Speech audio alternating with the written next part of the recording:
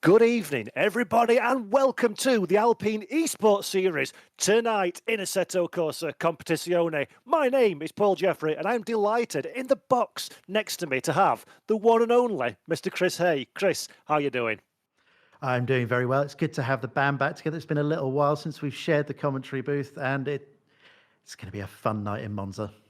Yeah, it really is. We've got a great day of racing activity for you folks at home, courtesy of Alpine, to take part tonight. We're racing, as Chris says, at Monza, and then we're also going to the beautiful Spa-Francorchamps circuit. And Chris, in these kind of cars, in the Alpine A110 GT4, at these two tracks, it's going to be intense, this racing, isn't it?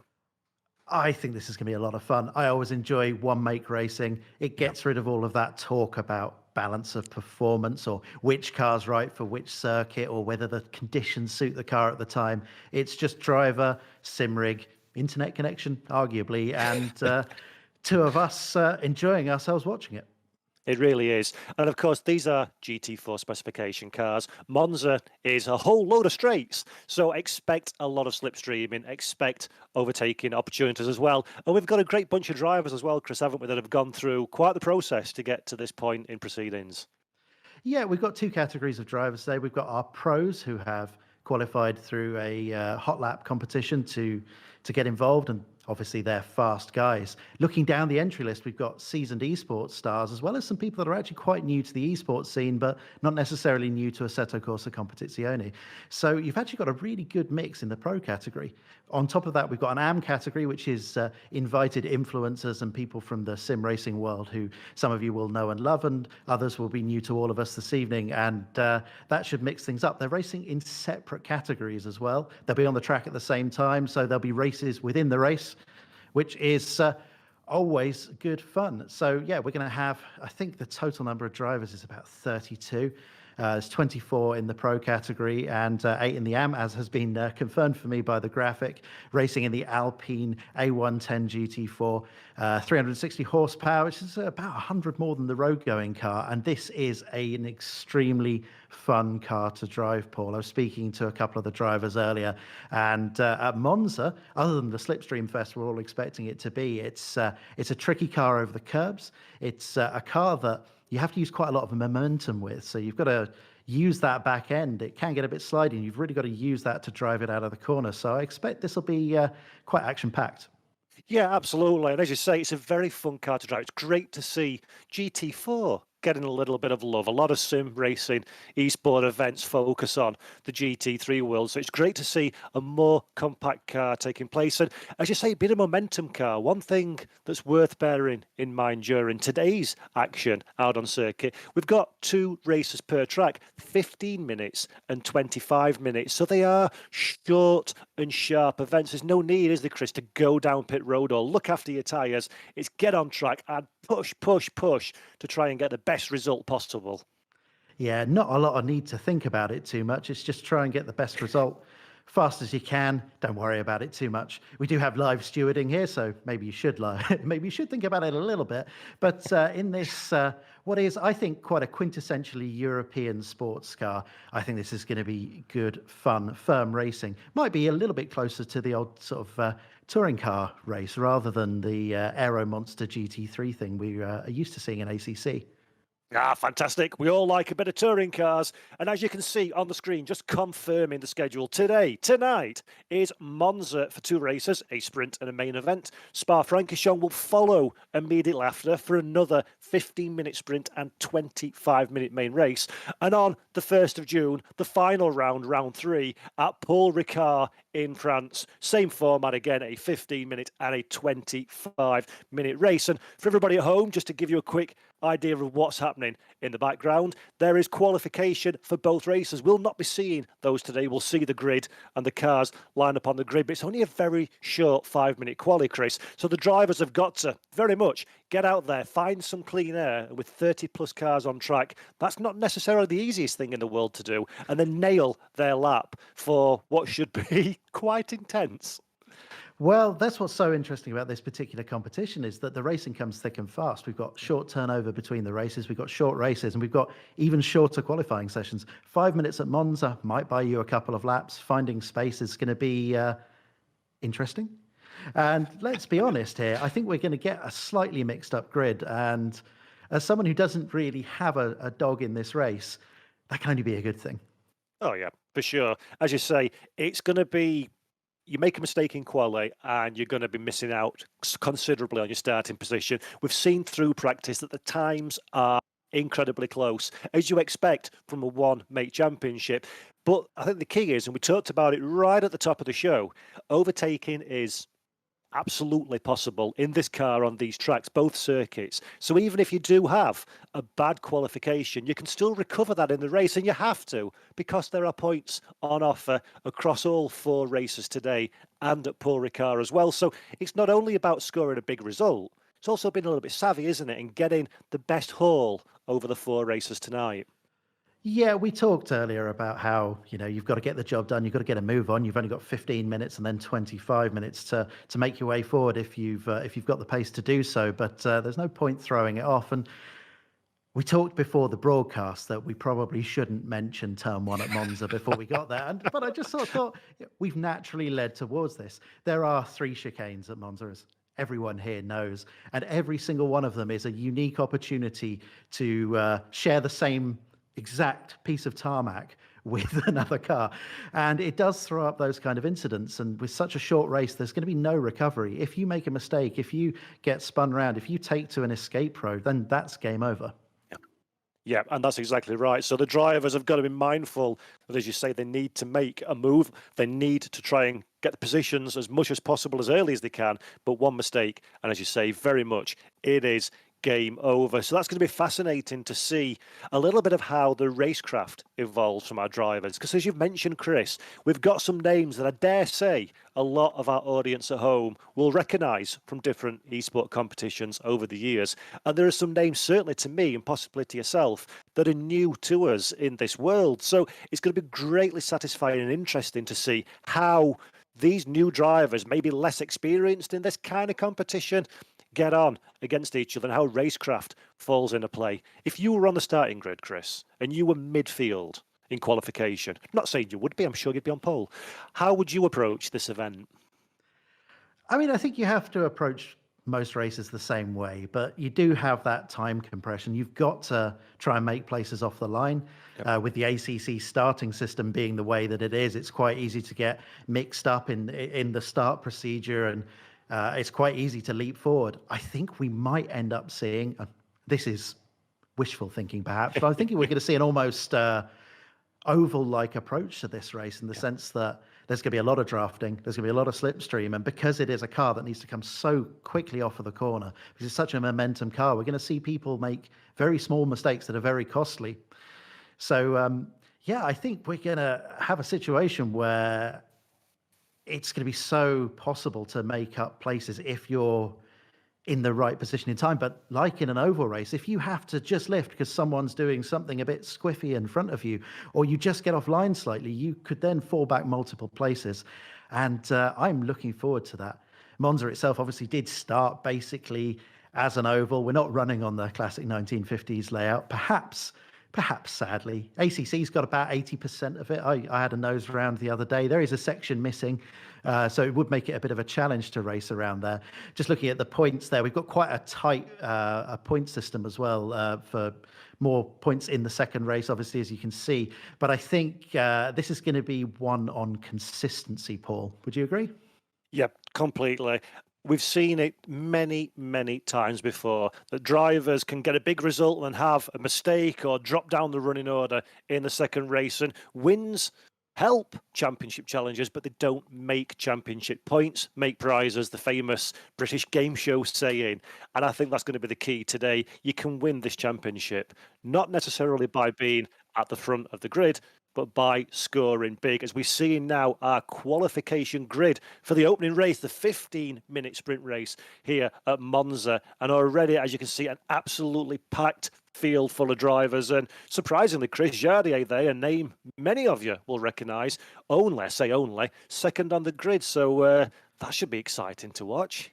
Perhaps more exciting for me, actually, not to diminish Jardier in any way, shape, or form, is Gregor Schill, an incredibly fast driver who I've competed against, seeded #1 in this competition. It was the fastest hot lap time, only managed a time good enough for P7, so arguably out of position. Other big winners there. Up at the top end, Jean Blanc as well, who's arguably doing very well, as is Batty, who has managed to qualify 7 or 8 positions above his hot lap time. So arguably we have some cars out of position. You can see in the top 24 there, we have one of the AM cars as well. So there's a bit of a mix up in the order. So yeah, I think we're up for an interesting first lap.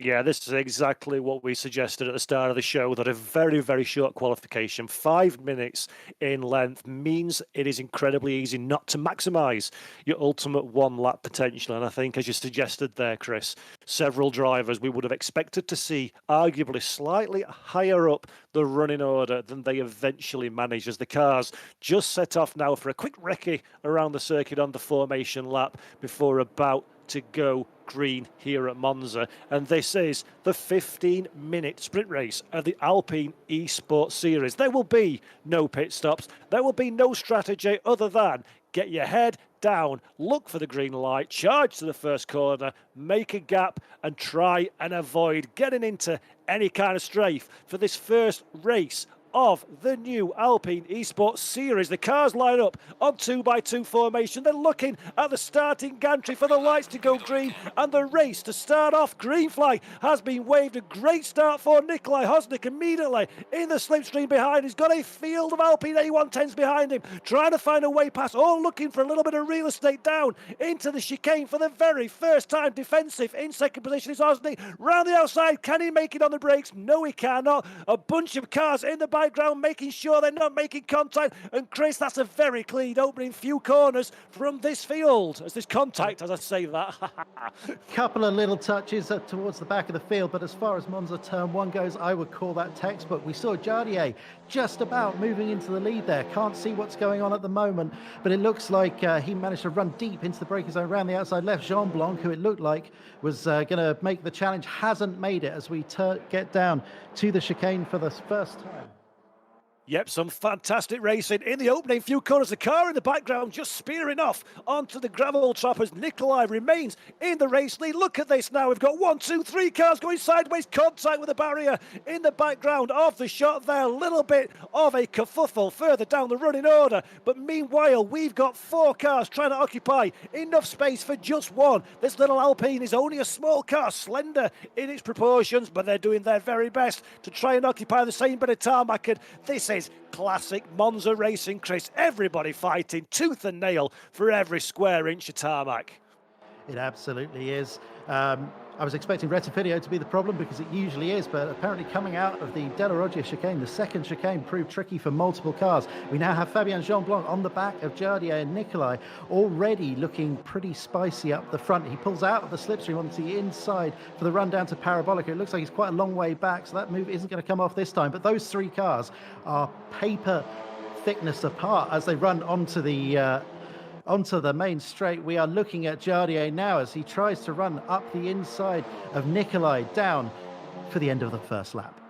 Absolutely fantastic stuff. Jardier couldn't get it done in T1 off the start, but now he's trying to get Jardier on the inside, and Jean Blanc thinks, I'll buy into this one as well. 3 wide, heading down into T1. Who will be the last of the late breakers? There's not space for 3 cars there. Jean Blanc backs out of it a little bit, makes slight contact, I believe, with Nikolai, but Jardier takes the race lead. We can see him on the driver camera. Look how satisfied he is, talking to somebody off camera. Jardier from second position at the start of the second lap takes an early race lead in this opening round. Nikolai remains in second position. Jean Blanc unbelievably survives that 3 wide into T1, and now there's a gaggle of cars all hungry to get involved in this race leading fight.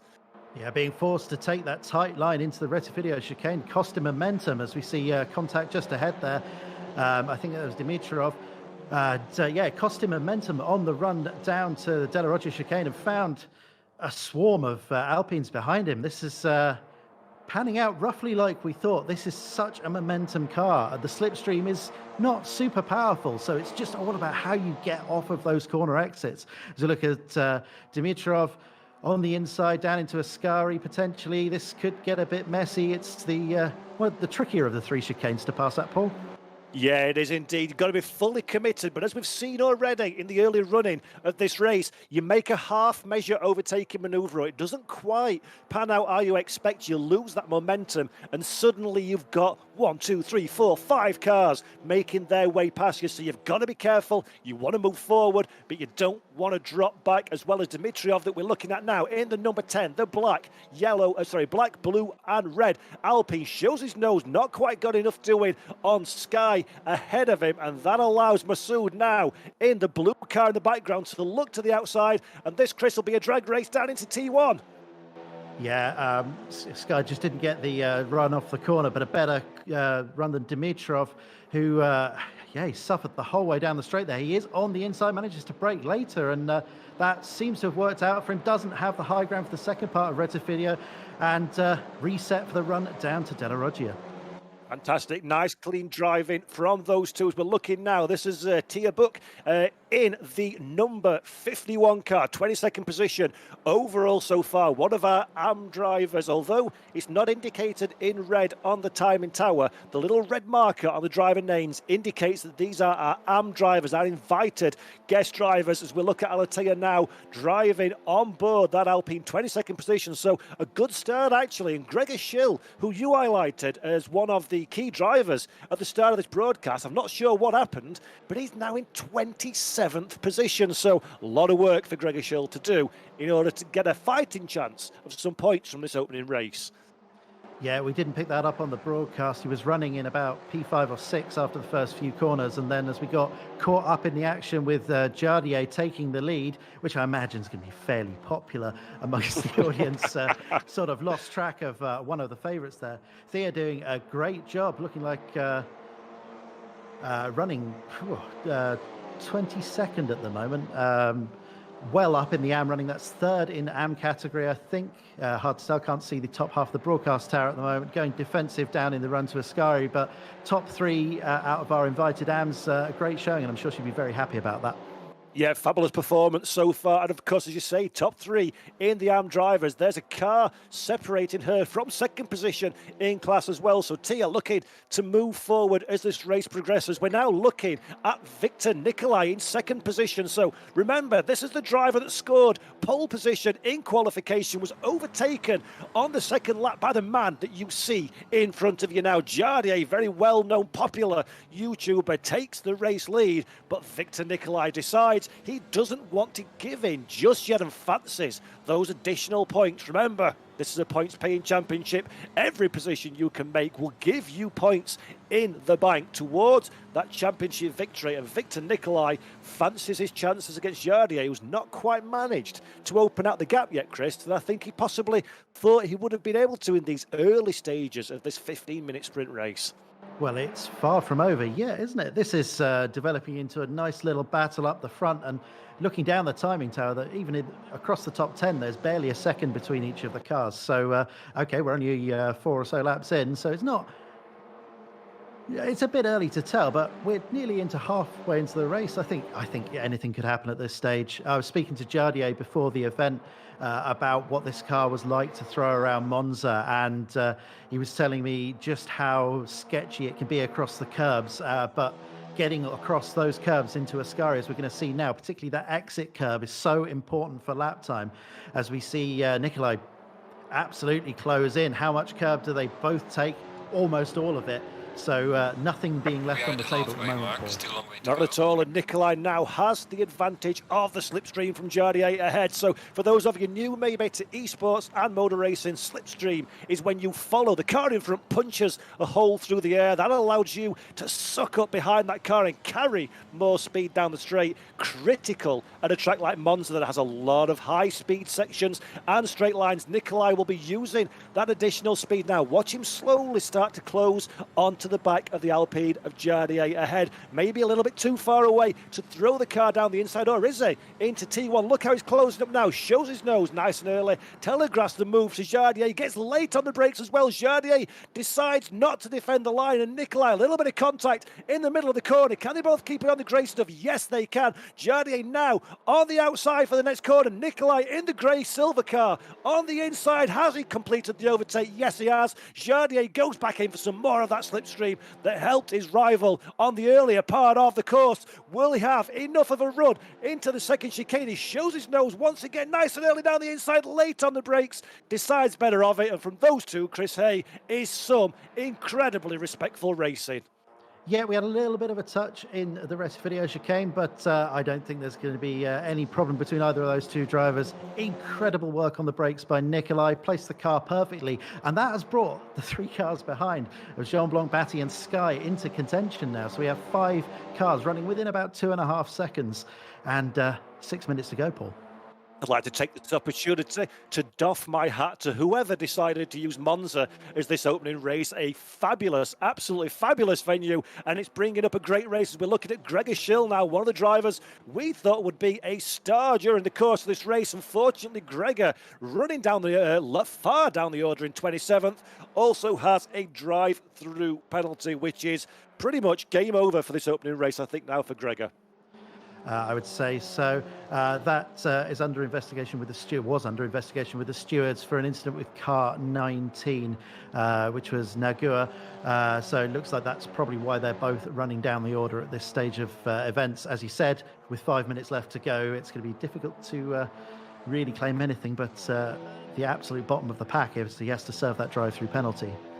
But of course, there is qualification again. We won't be seeing it on stream, but there will be qualification in the background for the 25-minute main race. So all is not lost for Gregor Schill. There is the main race here at Monza and 2 more races at Spa-Francorchamps tonight. As we're seeing now, Jean-Blanc going too wide with Jardier, I think it is. I'm not quite sure exactly who that is that's fighting together, but look at these all together as one, running down the order. That is the Nikolai and Jardier side by side for the race lead. Nikolai, car number 3, Jardier, car number 4, and Jean-Blanc in the background, seeing what he can pick up from this, but Jardier leads again. Yeah, impressive stuff. Just an update. The drive-through penalty for Gregor Schill was for slowing down in an unsafe manner, causing an accident with multiple cars. He's been handed a drive-through by the stewards manually. That's not been served by the game. So perhaps it'd be good to find out exactly what happened there. But right now, I'm concentrated on what's going on in the front. Jardier, for the first time all race, has about 3 car lengths lead. And look at the back of this queue as well. Paul Batty in the black car is buying into this fight after that little bit of swapping and changing at the front of the field. That has brought the top 4 cars together, separated by absolutely nothing. And Fabien Jean-Blanc that we're looking at now in the traditional blue coloured Alpine number 7 is all over the back of Nikolai's car now. So Jean-Blanc's decided this is the time to pull the pin on the grenade. Time to go and push forward and see if he can chase after Jardier. And this is exactly what Jardier needs. Look at the gap, Chris, that he's now bored himself because these 2 cars are squabbling over that second position. And Jean-Blanc down the inside. Yeah, Nikolai had to go defensive into the Ascari chicane. That compromised his entry, missed the apex a little bit, and that's cost him all the way down and lost the position to Jean-Blanc into Curva Parabolica, as you saw. But now he's under pressure from Batty behind and Masuk not far behind as well. So a bad couple of corners for Nikolai. He was leading the race at the beginning of this lap, let's remember. Yep, as they're looking to go 3 wide into the chicane. Batty decides better of it. Discretion is the better part of valour at this stage in the race. There's still 2 minutes and 50 seconds left on the clock. Plenty of opportunity to find his way on to that podium position. So Jardier now by 1.2 seconds leads this race. No mistakes from Jardier at the front of the field, and that will be a race victory and the points that come with it. But the fight is in second position. Jean-Blanc currently holds that place. Nikolai in third. Batty has brought into the fight as well. Masoud, that we spoke about, suddenly becomes part of this fight, as well as Sky, just a couple of metres in arrears behind. The fight for second position is currently being squabbled over by 5 cars, and we've got more behind trying to get involved. Yeah, Masoud down the inside into the second part of Lesmo. He forced Batty to go defensive into the first part. And as we've seen so many times already in this very short 13 minutes, keeping momentum in these cars at this track is absolutely critical, as we now see Masoud up into 5th place. Yeah, Batty trying everything to recover those lost positions, dropped not 1 but 2 places since we last saw him fighting for the rostrum places. So Batty has got a bit of work to do. 6th place at the moment, as we've seen once again another driver crack cab. Great shots there. Look at the concentration. Wipes a little bit of sweat from the brow as he's racing into the last minute and a half of this event. Yeah, I'm not surprised. Working up a sweat. This has been pretty intense stuff. Watching Masoud in 4th place, runs wide coming out of the parabolica. That's going to leave him vulnerable to Sky behind. We've seen that the slipstream isn't super powerful here. It's much more about how you get off of that corner.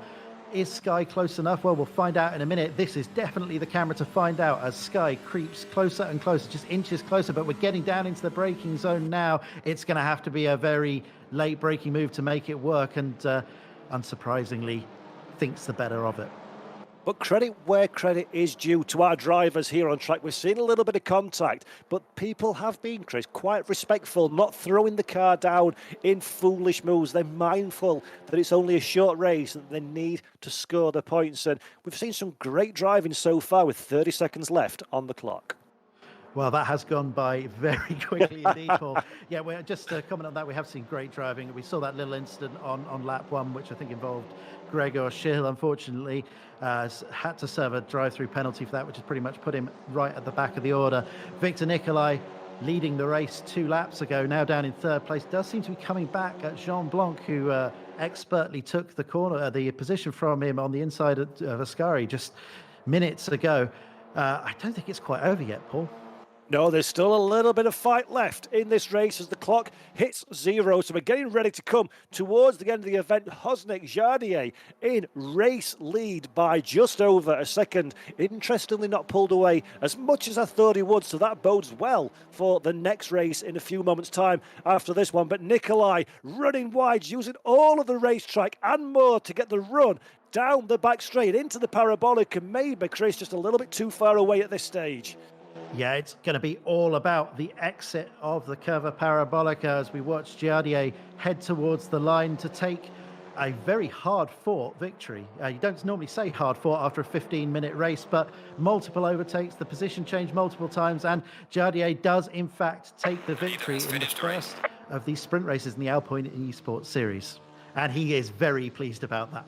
Fantastic stuff. Jardier knows he's had to work hard for that victory, and a thoroughly deserved one. It was indeed. Jean Blanc crosses the line in 2nd position. Nicolai not quite enough to make the overtake at the very end, rounds out the podium. Masoud in 4th place. Sky in 5th position, and Berger in 6th place. What a fabulous, absolutely fabulous opening race of the Alpine Esports Series. And ladies and gentlemen at home, we're going to do it all again, but we're going to throw an additional 10 minutes onto the race time and do our main race in a few moments' time as Chris, the final classifications. Well, we're going to need another 10 minutes to be able to complete a full sentence, I think. Just winning in AM there to tidy some things up. Isaac Gillison, who's a McLaren Shadow Esports driver, an instructor at Driver 61, winner of the Logitech G Challenge, a very experienced sim racer and esports competitor, so no surprises there. But at the top, we saw masterful driving from and racing from Jardier and Jean Blanc. Nicolai, a Romanian competitor, 2 times Romanian ACC champion. Unsurprising to see those guys battling very hard, very respectfully, and within about 3 millimeters of each other the entire time, Paul.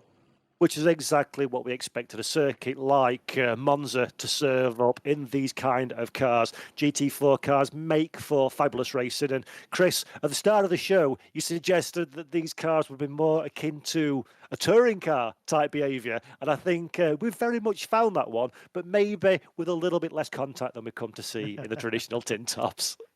Well, I made 2 predictions actually because I wanted to cover my bases. There's the action might be a bit touring car like, and I think we got a little bit of that, a little bit of bent body panels here and there, but in a kind and nurturing way, as you would expect in a touring car race. But I also suggested that this would be a lot like oval racing, so NASCAR or IndyCar, where getting off the turn is everything. The slipstream is critical, and losing a tiny bit of momentum would be super costly. And, well, boy, was it. Yeah, it was tremendous stuff.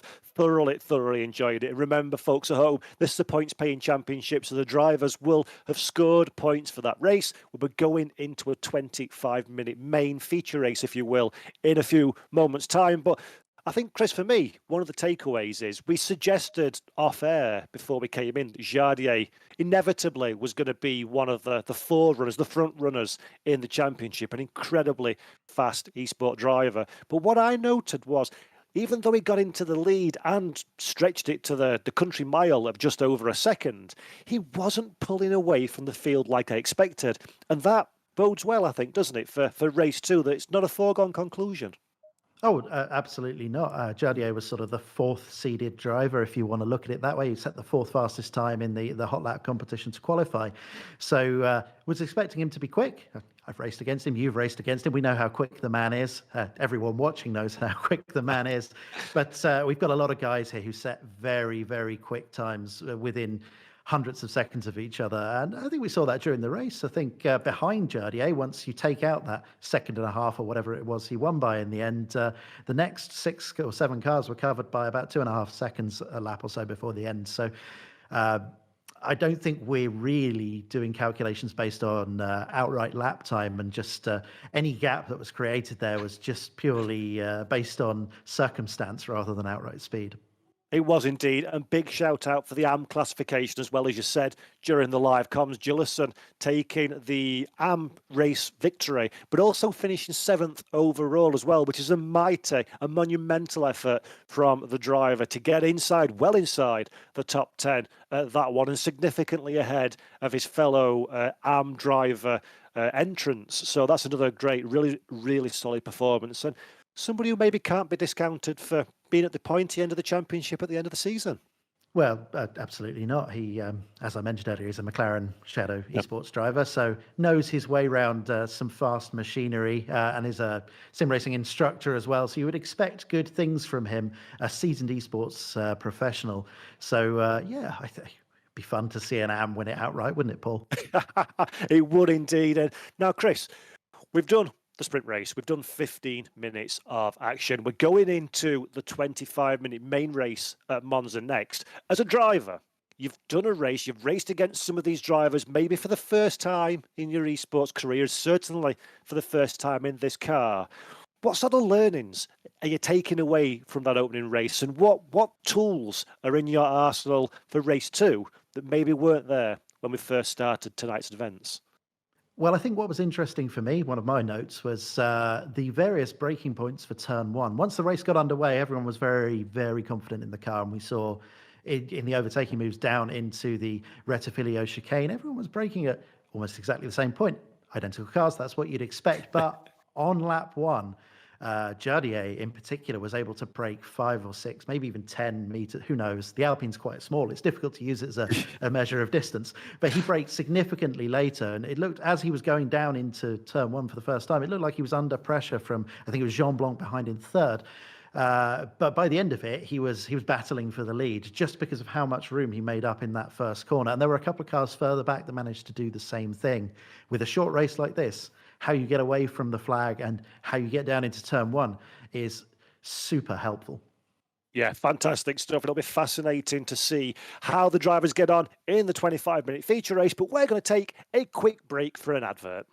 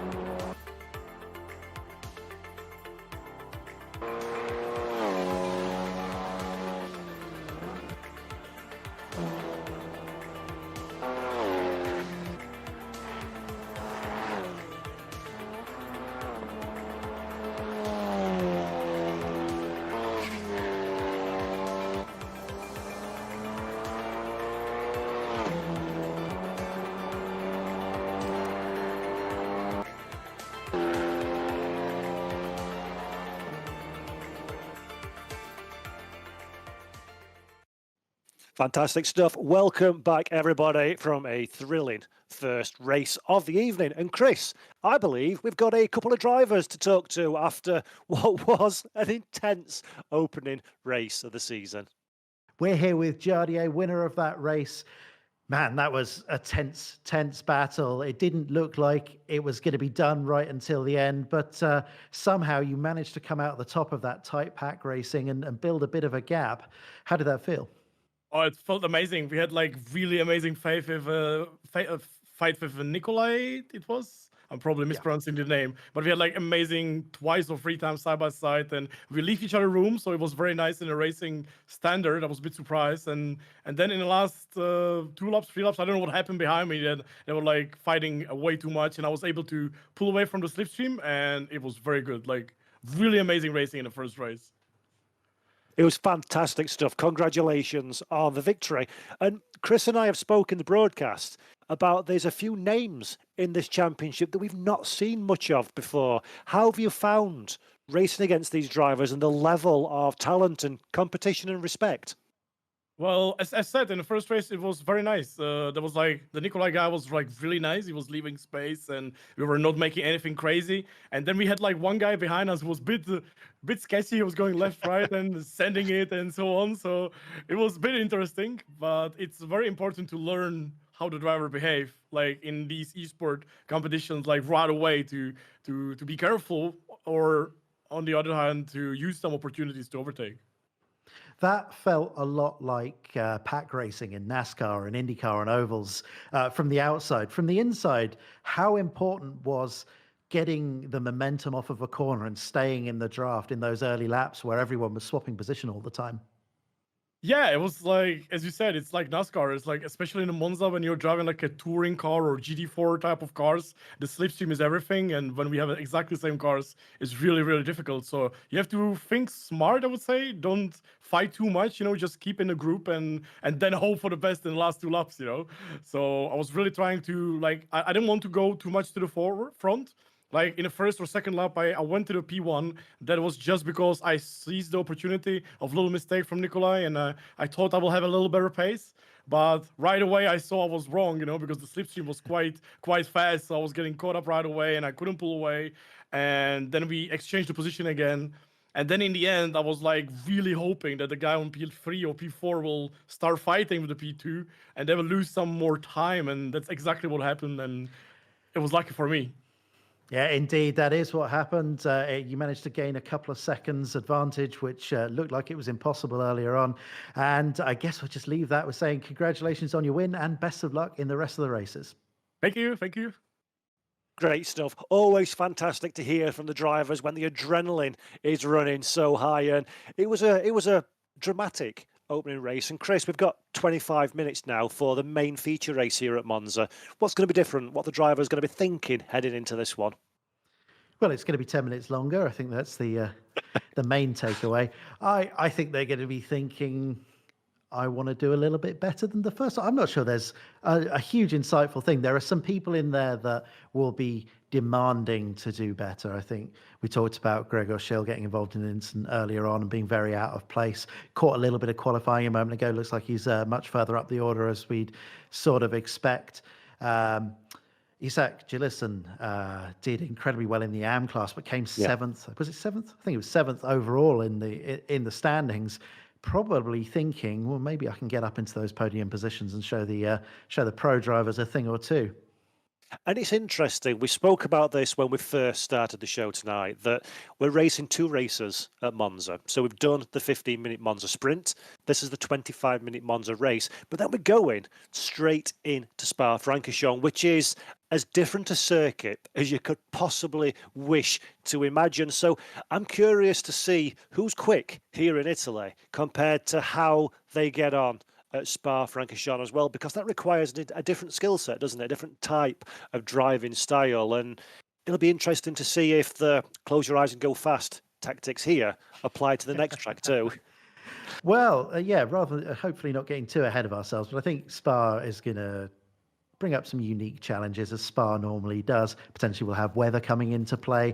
I think we'll definitely have the aggressiveness of drivers going up the hill through Eau Rouge and Raidillon coming into play. As we've seen through race one, this is such a momentum car. Yeah. And I'd wager that it's probably not flat out in a GT4. So how brave you're willing to be. Well, we've Onto seen that long Kemmel straight will be, I think, absolutely critical. Yeah, absolutely. We've seen plenty of bravery already here at Monza. And as you say, this is a 25-minute race, so it's 10 minutes longer than last time out. Now, it was quite frantic at the start of the race earlier on. We saw a little bit of contact further down the running order, but we saw an incredible amount of pace from all of the top runners, and the top 5, 6, 7 separated by absolutely nothing. Is that the same kind of strategy that you need to apply for a 25-minute race? So you've got a little bit more time to plan your strategy and see how the race unfolds. But will our drivers be doing that one, or is it a case of try and get to the front as soon as you can and hang on? Well, if they've had time to sit down and think about it and discuss it with any team members or anything like that, then I think something that was really critical in that last race that we did touch upon in the broadcast was that Jardier managed to get an all-important gap that sort of broke the slipstream.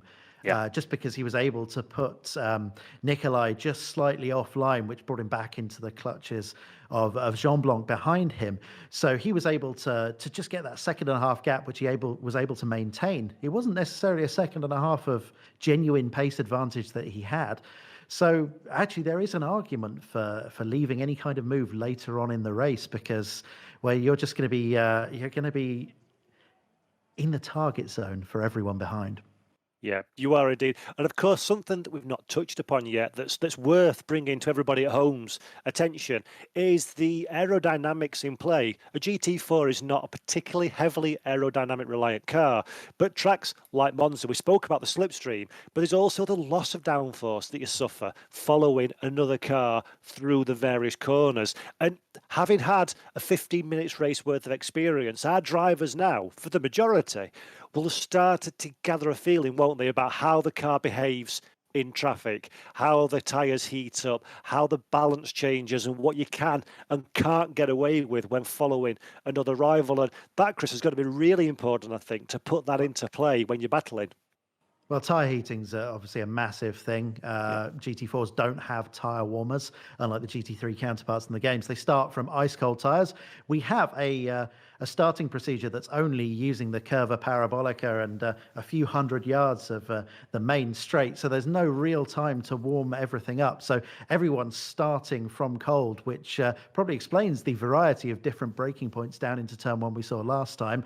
And thankfully, very few accidents because of that. We saw a couple of little touches, but less than you'd see in, say, a BTCC round at Thruxton, for example. Indeed, as we can see now on our screen, this is the qualification grid for race 2, the 25-minute main race. Gregor Schill takes pole position ahead of Jules Scar. Masoud, who had a good round, the opening round, is third on the grid ahead of Jean Blanc, rounding out row 2. Jardier is in 5th position, the top of row 3 ahead of Piffet, with Berger in 7th place ahead of Dimitrov P8. In 9th place, Bonjour and Mazur rounding out the top 10. Couple of big names from round 1 a little bit further down. Nikolai in 13th position. Gillison, who won the AM race, in P14th. Doricott, who I expected to be a little bit quicker, in 16th place. Airbrish, P19 as well. So just like last time around, Chris, we've got a bit of a mixed up grid, and 1 or 2 drivers that'll be looking, Nikolai in particular, to very, very quickly work their way up the running order. Well, there's that, and of course there's Gregor Schill, who ended up picking up a penalty, got involved in an incident, in fact caused an incident in the first race, starting from P1, looking to avenge and pick up the bigger points that are on offer here in this second race. So lots to play for. As you said, Jardier starting slightly down the order, and we know how good he was into turn 1 the first time around. We can only hope that's going to be the same this time.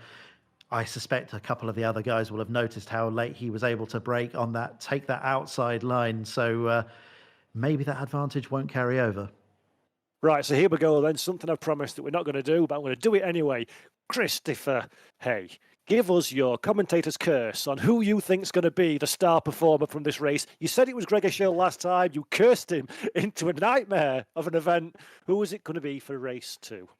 That is deeply unfair, Paul. I think if I was a gambling man, and I'm very much not, and if I believed in the commentators, because I wouldn't say this, but I think if you're starting on pole position, you're in the best place to win any motor race. It does get complicated at Monza, and it does get complicated with this kind of slipstreaming madness we've seen. I don't know who's going to win, but I know we're going to have 25 minutes of overtakes every other corner. Yep, I think actually that is a very, very good call. Prepare for the next 25 minutes of your life to disappear in a flash as the cars are getting ready to line up for the main race of the Alpine Esports, the second of 4 races this evening. You're watching this either on the Alpine YouTube channel or the Alpine Twitch channel. If you are, hello, thank you for joining us. Welcome. Do give us a like, a subscribe, or a follow. And remember, the 1st of June is the time and the date for the race. Paul Ricard, the second event of this competition. So it'd be great to see you there with us as well, to see who wraps up this championship. We have got a man on pole position that very much needs to recover himself. This man that you see on screen, Gregor Schill, one of the fastest drivers in Assetto Corsa Competizione. We all know how good Gregor is. He had a nightmare first round. He needs the points. There's more points to be bought in this race. The main race at 25 minutes pays out the bigger prize. So Gregor Schill has had a difficult start, but he can recover it all here at Monza. He's just got a little challenge of 25 minutes and 30 plus identical cars to overcome before he can take that checkered flag. The formation lap has begun. They've rounded the curva parabolic and they're warming their tyres, warming their brakes, adopted the traditional 2x2 formation for the run down to the line. They're watching the starting gantry. Gregor Schill, car number 1, Jules Sky, car number 9 on the outside, getting ready to begin the Alpine Esports Series. Race 2 from Monza is go. Schill gets a poor start. We've got Jules Sky on the outside trying to keep on the forward momentum in the run to the chicane. They're 3 cars wide, a little bit further back. Masood in no man's land in 3rd position. We see Schill hard on the brakes into the chicane. Sky around the outside holds the car with him in the grey car, takes the race lead. Jules Sky takes the race lead. Gregor Schill drops down into 2nd position. In 3rd place, we have got a gaggle of cars fighting for position. And once again, Chris, we've had an incredibly intense opening few corners. Yeah, while you were getting excited about that, very justifiably, we actually get a spinner in the middle of Rettifilo at the back of the pack. Looked like a number of cars involved as everyone is too wide going down into the Della Roggia chicane for the first time. Vanko Dimitrov under pressure there from Burgess, probably a bit far back for a move down into Lesmo this time around. Fabien Piffet running in 4th place, running after Jean Blanc, who was one of the stars of the first round out, kicking up dust as they run into the second part of Lesmo. Fantastic start from Fabien Piffet there, as you say, 4th position so far, just hanging onto the coattails of the rostrum. Ahead of him, Jardier in P5 in the black car, the number 4 aggressively looking at the bike of Piffet's number 2 Alpine A110. We've got a couple of cars in the lower reaches of the top 10 running too wide. Not quite sure exactly who that was at this moment in time, but they all seem to have made it through nice and neatly. And Piffet now starting to come under a little bit of pressure from Jardier ahead, behind.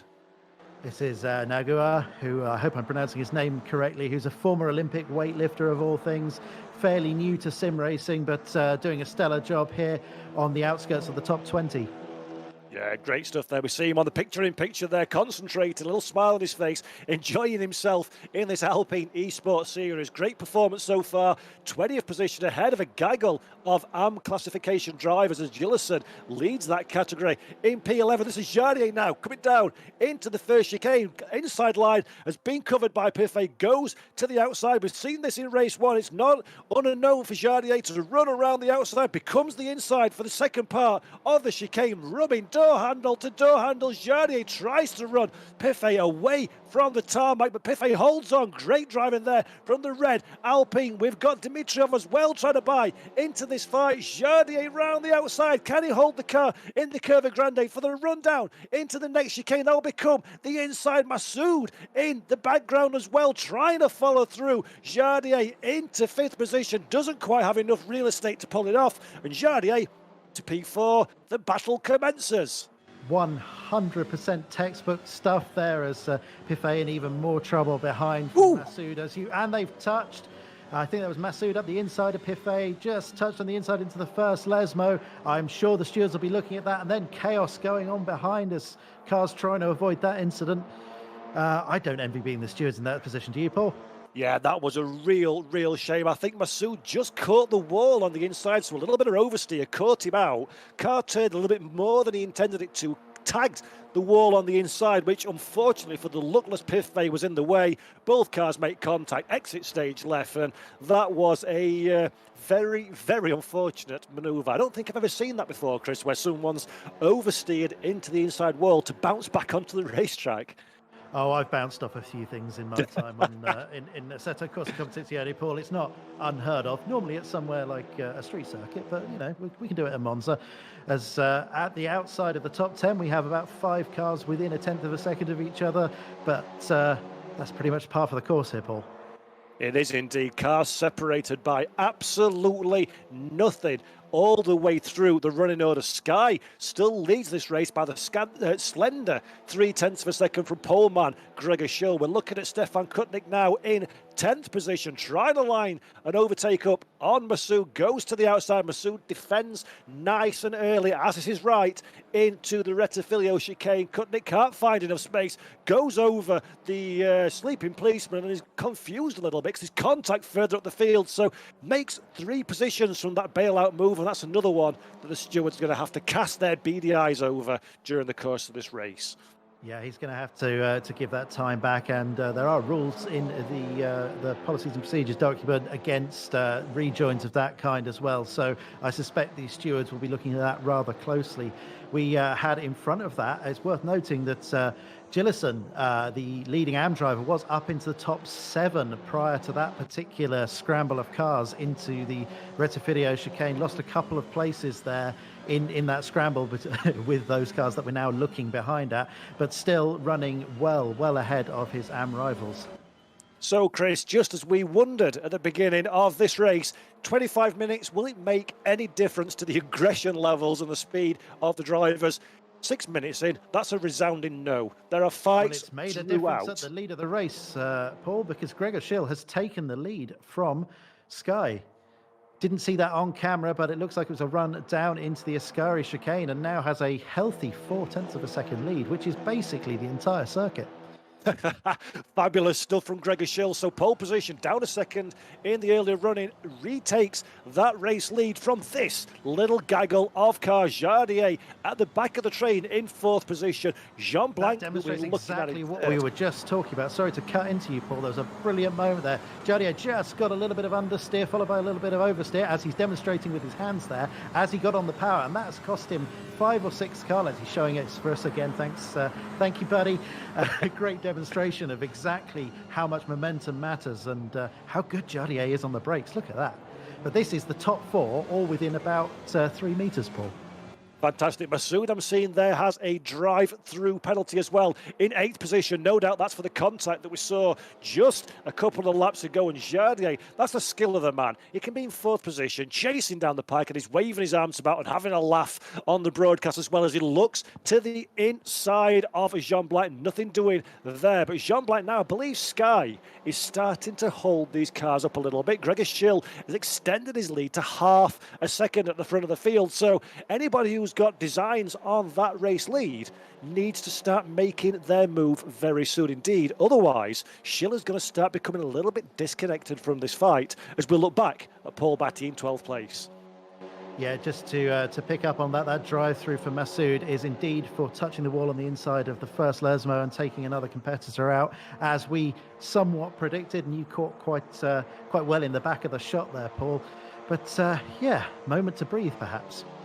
Oh no, I'm sure the second we try and take a moment to breathe, something somewhere will happen out on the circuit. As Paul Batty again, 12th position that we're looking at, the number 11, the black Alpine A10 that you see on your screen at this moment in time. That will in effect the 11th position when Masoud serves his drive-through penalty in the next 2 or 3 laps time. So just lingering outside the all-important top 10 positions is Paul Batty. Had a bit of a disappointing race one. We'll be looking to consolidate as he goes defensive now from Nikolai. Nikolai, 13th position, not moving up the running order as I would have expected, considering his starring role in race one. So Victor Nikolai got a lot of work to do so far. Down in 13th, that'll become 12th now as they pass the slowing Masoud on pit road. So Victor Nikolai is very much a man to keep an eye on as this race progresses.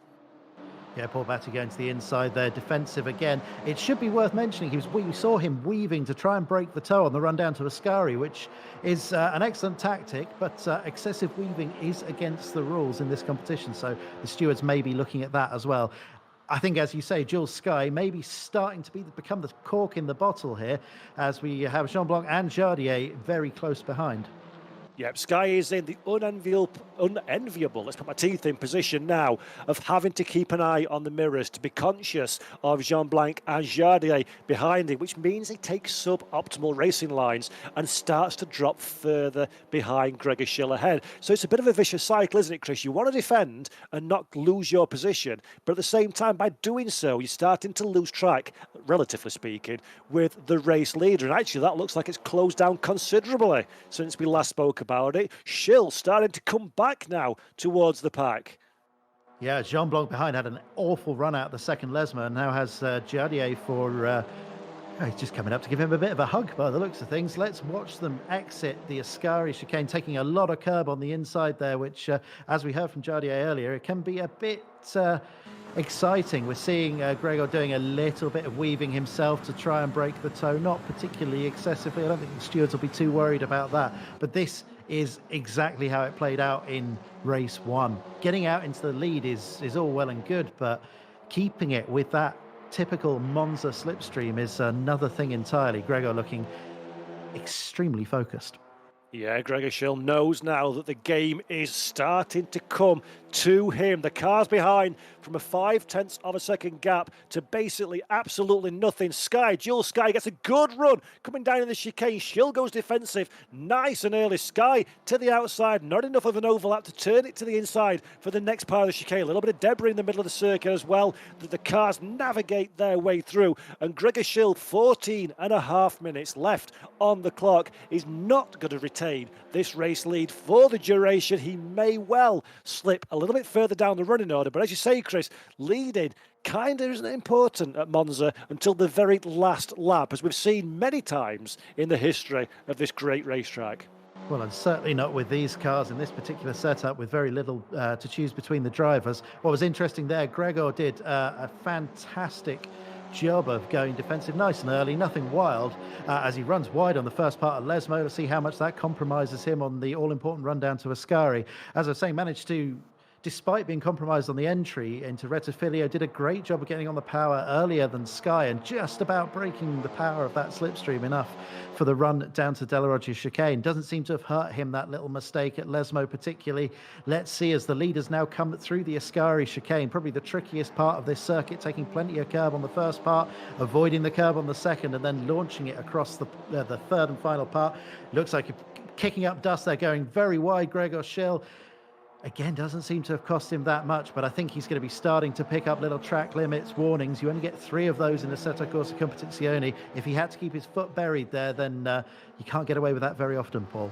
Yeah, that's exactly right, actually, and something that is well worth bearing in mind for those of you at home. The drivers must, just like in real-life motorsport, adhere to track limits. There's a little bit of wiggle room, as Chris says, of 3 warnings, and then you will be finding yourself with a penalty, a little red marker next to your name, and it will be very much game over in terms of getting a good result. But Gregor Schill looks a little bit flustered now. We see him running a little bit wide on corner exit, taking a few more chances than he would be comfortable comfortable with in order to keep Jules Sky behind him in second position. Jean Blanc, that we saw drop back a little bit 2 or 3 laps ago, has now started very much to wind himself back into this battle. Jardier in fourth position as well, glued to the rear of the Frenchman's car ahead. So this is all starting to get a little bit spicy at the front of the field, as 7/10 of a second now is Gregor Schill's advantage. But just watch that start going down over the next half lap. Yeah, swinging backwards and forwards, corner to corner, as we see Michael Mazur absolutely launch it across the curbs of the Delarogia chicane. Looks like he handed the position back there. Didn't feel that was a valid overtake, and I think the stewards probably would have agreed, Paul. Yeah, nice driving, gentlemanly driving from Michael Mazur. Realised he made a mistake, taking the position in an illegal fashion, and very quickly conceded that place back once again. But for Mazur, that was actually, Chris, quite a skillful manoeuvre, because to give a position back on a circuit like this where momentum is so important, it's incredibly easy to be a bit like in NASCAR when you're on the outside line and you're no longer in a pack and you just plummet down the running order. Yeah, as we see Nikolai right behind, running up the inside of Kutnik, I think that was. On the inside of Batty. They've been fighting it out all through this race. Batty retains the position, though. We know Nikolai is quick, but running very much out of position. And the all-important momentum game that we keep talking about. Mazur now coming back at Kutnik. We saw him trying to overtake him in the Delarogia chicane earlier. Had to hand the place back, lost a few tenths of a second, and is right back into the thick of it as Nikolai and Batty at it again, as they were through the Ascari chicane. Fantastic stuff. Nikolai's tried the outside, tried the inside. Now they're trying the service road to find a way past Paul Batty ahead. He's got the outside line into the chicane. The cars ahead are side by side as well. That's Mazur and Kutnik in 9th and 10th position. Batty and Nikolai in 11th and 12th place. Nikolai can't quite get the job done. There's a car ahead being held up slightly. That might open the door somewhat for Nikolai. But Chris, this just shows the level of pace as Nikolai once again, lights flashing, gets the inside line. I think that is job done for Nikolai now, although the car's going back at him again. Jean Blanc running slowly. Yeah, Jean Blanc losing multiple positions there. That is all four fighting for P2. This is Jean Blanc, Sky, Yardier and Burgess, who joined the back of that pack. I could not tell you who is going to come out on top here at the moment. I think it's Jardier at the big front of the pack, followed by the other 3 cars. The run down to Ascari now, all important. They're all going to the inside. This is great stuff here, Paul. This is incredible, and for Jean Blanc, was running in second, now in 5th. We'll not know what has happened in the last few corners. He has been mugged by 3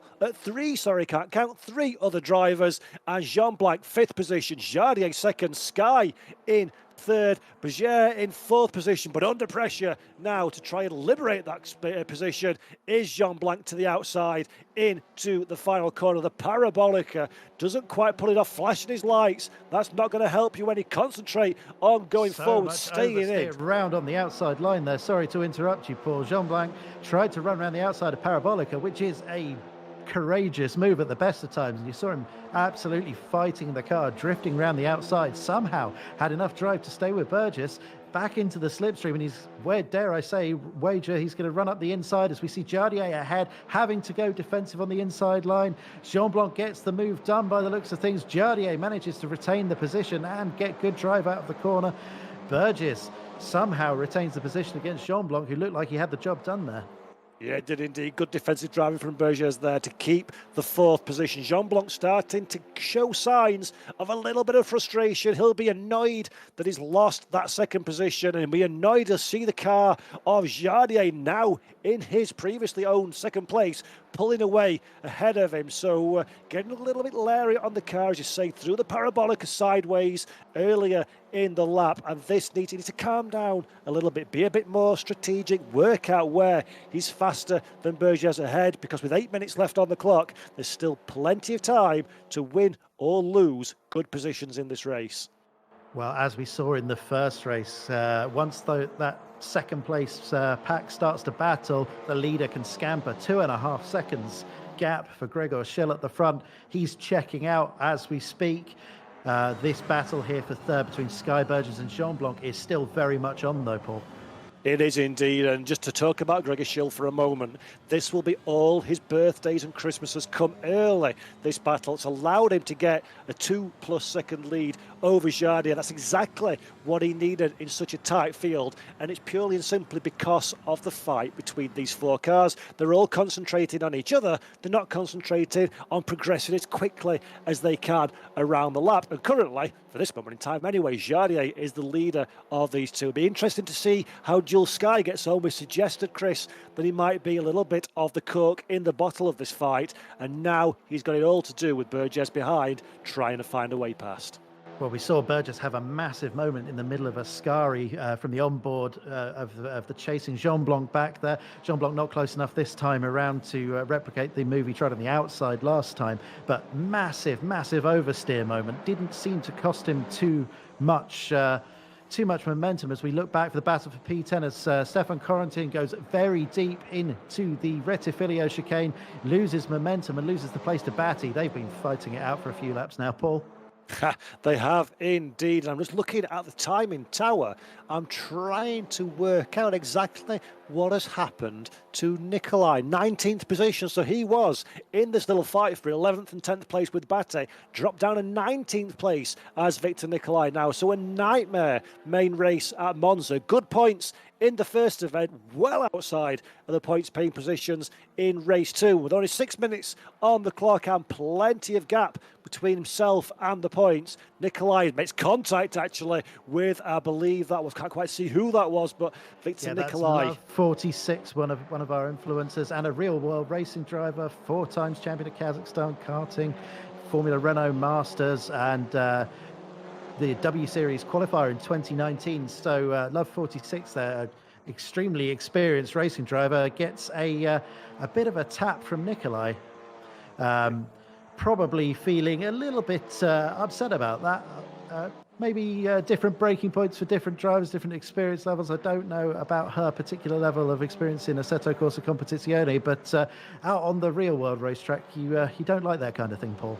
No, that's a very typical Monza moment as well. Nikolai running lower than I think his natural pace would suggest he should be. Not quite expected to break in so early into the chicane. Gets caught out on the slowing down pedal, and unfortunately contact comes. But now we're looking at Jardier under significant pressure here. Jardier in the black car goes defensive into the chicane. We've got Sky trying to find a way around the outside. A little bit of a love tap on the back of the Alpine, and again on corner exit as well. That'll help Jardier off the corner. Sky gets a little bit bold, starts to come under pressure from Burgess behind. Jean Blanc dropped a little bit too far away to get involved in this fight at this moment in time, but Jardier is the man under the most pressure in this race as we run down into the chicane. Again goes defensive, again Sky finds no way past, again Burgess trying to make use of this opportunity as we see Sky get the better run off of the corner, now has the inside, a little bit of door handle to door handle contact, both drivers trying to braid it out, and Sky takes the position. Jardier drops down into third place. Burgess trying to buy into the fight as well, and Jean Blanc gamely catching at the back of the field. Intense racing. Well, we mentioned touring cars earlier in the broadcast, and that couldn't have been any closer to that kind of racing. Jardier losing out. He looked. The closing speed between Sky and Jardier along the main straight was immense. Jardier must have made a mistake in the. I was held up by the back marker, we're being told, and that cost him all the way down the main straight and then cost him the position. But he is right on the back of Sky again, taking massive amounts of curb, both of them there at Ascari, pitching them right onto the edges of the track limits. And I'd wager that Jardier is not going to give that place up easily. Yeah, make no mistake about this, ladies and gentlemen at home. These are 3 and 4 drivers pushing to the absolute limit of their car and their capability within this simulation. They are fighting tooth and nail. They've got nothing left on the table. Jardier, look at that face. That's about as serious as Jardier is ever going to get. That is concentration face for him, and he is pushing, but behind him, Burgess and Jean Blanc don't want to let this one go as well. There is opportunity aplenty for all the drivers, left and right, cars all over the racetrack. Jean Blanc goes for a late dive down into the chicane, makes contact with Burgess, turns the car around, manages to get it facing the right direction. position. Dimitrov joins into that fight as well. See if he can take some advantage. But that is contact for 4th and 5th position. Dimitrov now in the fight as well. Burgess and Jean Blanc side by side after that little bit of contact into the chicane. Will they keep it clean on the run down into the second chicane? Dimitrov trying to find a way past these two Alpines, taking up the entirety of the circuit, and that was more drama than it needs to be. And it still carries on, Chris. Yeah, wow. Hard to keep track of this. We've got a drive-through penalty for Jan Nicolas Erberich as well for causing a collision. Jardier on the inside into the first part of Lesmo. And I think there was a small amount of contact there as they're getting involved. Multiple cars. Jardier has the place back. That's Dimitrov. Sorry, my mistake. Fantastic stuff. So Jardier and Sky fighting it out for second position. The little bit of contact between Burgess and Jean Blanc has slowed them down, taken them away from the fight a little bit. We're looking now. This is Jardier in the darker of the two grey Alpine cars, chasing down Jules Sky. Sky has already been overtaken once by Jardier, took the position back. So these two are tooth and nail together behind. We've got the fight for 4th position as well, being squabbled over by 4 or 5 different cars. And Chris, I don't know which way to look because there are fights through the duration of the circuit. Very much the same. I think we're coming on to the final lap as well, looking at the timing. So this is going to be all too critical as the game just confirms that this is in fact the final lap. Jardier trying desperately to keep in the tow. Sky weaving. We talked about that excessive weaving was against the rules. Haven't seen anything from the stewards looking at that particularly so far. So I think we can assume that that's okay. 2 more attempts for Jardier, I would say, maybe a third into Parabolica if he's feeling particularly brave. But we've also got the battle for P4 between Dimitrov and Burgess, which is still just as hot as it's been. They made contact a couple of laps ago at the beginning of the last lap. Fantastic fights, always all the way through the track. Has been looking now at this fight that you spoke about in 4th position. Dimitrov doing a great job to find himself at the front of this queue, but Burgess wants that position back, goes to the inside into the chicane. He has the braking opportunity, he has the line and the tarmac, and takes that 4th position. Dimitrov drops down into P5. Jean Blanc's 7th position. He'll be so disappointed with how he's dropping down the running order. We'll look at the number 7 Alpine now. That is Bonjour come from absolutely nowhere into the fight for 6th position. Gillison, the leading AM driver in P8. Sky still holding on to 2nd position ahead of Jardier a little bit further up the road. And these are 3 fights that still got to resolve themselves in the last few hundred yards, Chris. Yeah, I'm not calling anything yet. As you said, we've got Gillison in 8th place, qualified at the edge, outskirts of the top 10, made his way up. First of the AM runners and looking very set to take victory there as we see the final dying embers of this fight for 2nd place. Looking at Gregor Schill, who looks very pleased with himself. Job well done. He maintained composition through all of those early battles and took opportunity when it mattered the absolute most and broke from the pack. Took a commanding win here from Sky behind, and looks like Jardier's just dropped back a little bit. 0.2 of a second separate them at the end. Jardier couldn't quite do it this time around. Dimitrov can't get Burgess at the end. Bonjour, as you say, came from absolutely nowhere, outside of the top 10 a few laps ago. Jean Blanc could have been in contention for winning the race. Gillison, the AM winner. And then we've got Batty and Piffet, who earlier on in the race were fighting for those early positions. Paul, I have no memory of what happened over the last 12 or 13 laps or whatever it was, because so much happened in such a short space of time. I can tell you, though, Gregor Schill won that race in a commanding victory.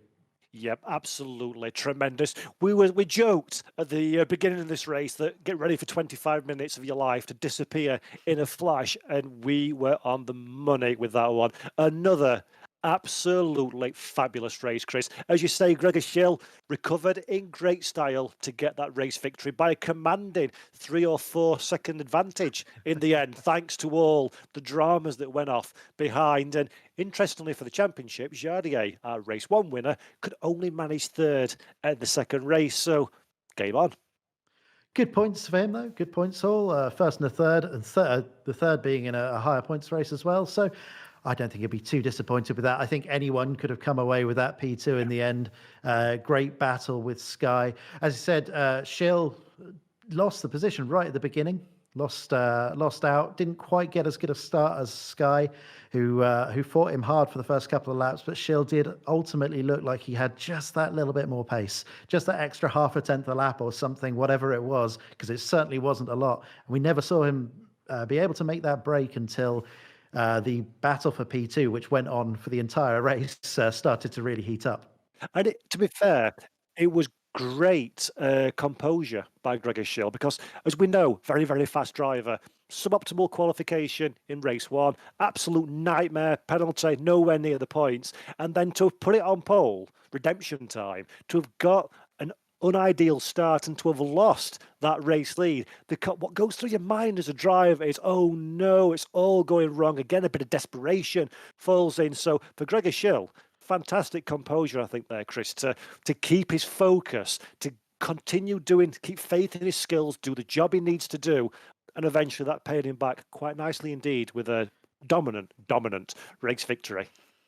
Yeah, it's difficult to use the word dominant, but given It the is. circumstances, I would be surprised if we see another 4-second lead Yeah. from the leader in any of these races, given how close it is and the type of racing we've seen. I think Monza does play into that a little bit with the slipstream, but Spa's got some pretty long straights in it as well. That run down Kemmel and the run up the hill. I think we're going to be all right for finding a bit of action there as well.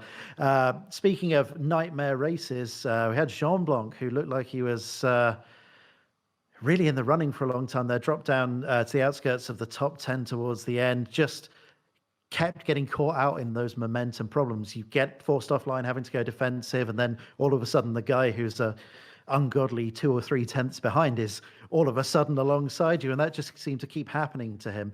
And I'm not sure I could maintain composure in that sort of situation, that's for sure. No, it's so difficult. The skills that are required to compete at this level. And I think Jean Blanc will now, this very second in time, be frustrated that he didn't get the result he thought he was capable of achieving. But I think in the passage of time, he'll look back on the racing tonight and think, well, you know what? That was fun. Because obviously our drivers, they all want to win. They all want to take the championship. They all want the big prizes. But at the same time, we do it because we love it. To compete, the spirit of competition and racing with your fellow competitor. And we saw, Chris, some absolutely beautiful competition and racing and respect and fair play throughout the field with a lot of the drivers today, didn't we? We did. Just going back on the fun point, I don't think anyone who we saw on camera today can come away from that race without thinking that was just an absolute stormer. Just going down the stewards list of things that have been noted, and that was a nice, calm race, actually. Stewards didn't look too busy. We had a couple of things. Misjudged braking causing a collision. We had that one we picked up on earlier with the little touch onto the inside of Lesmo. But yeah, great racing throughout the field.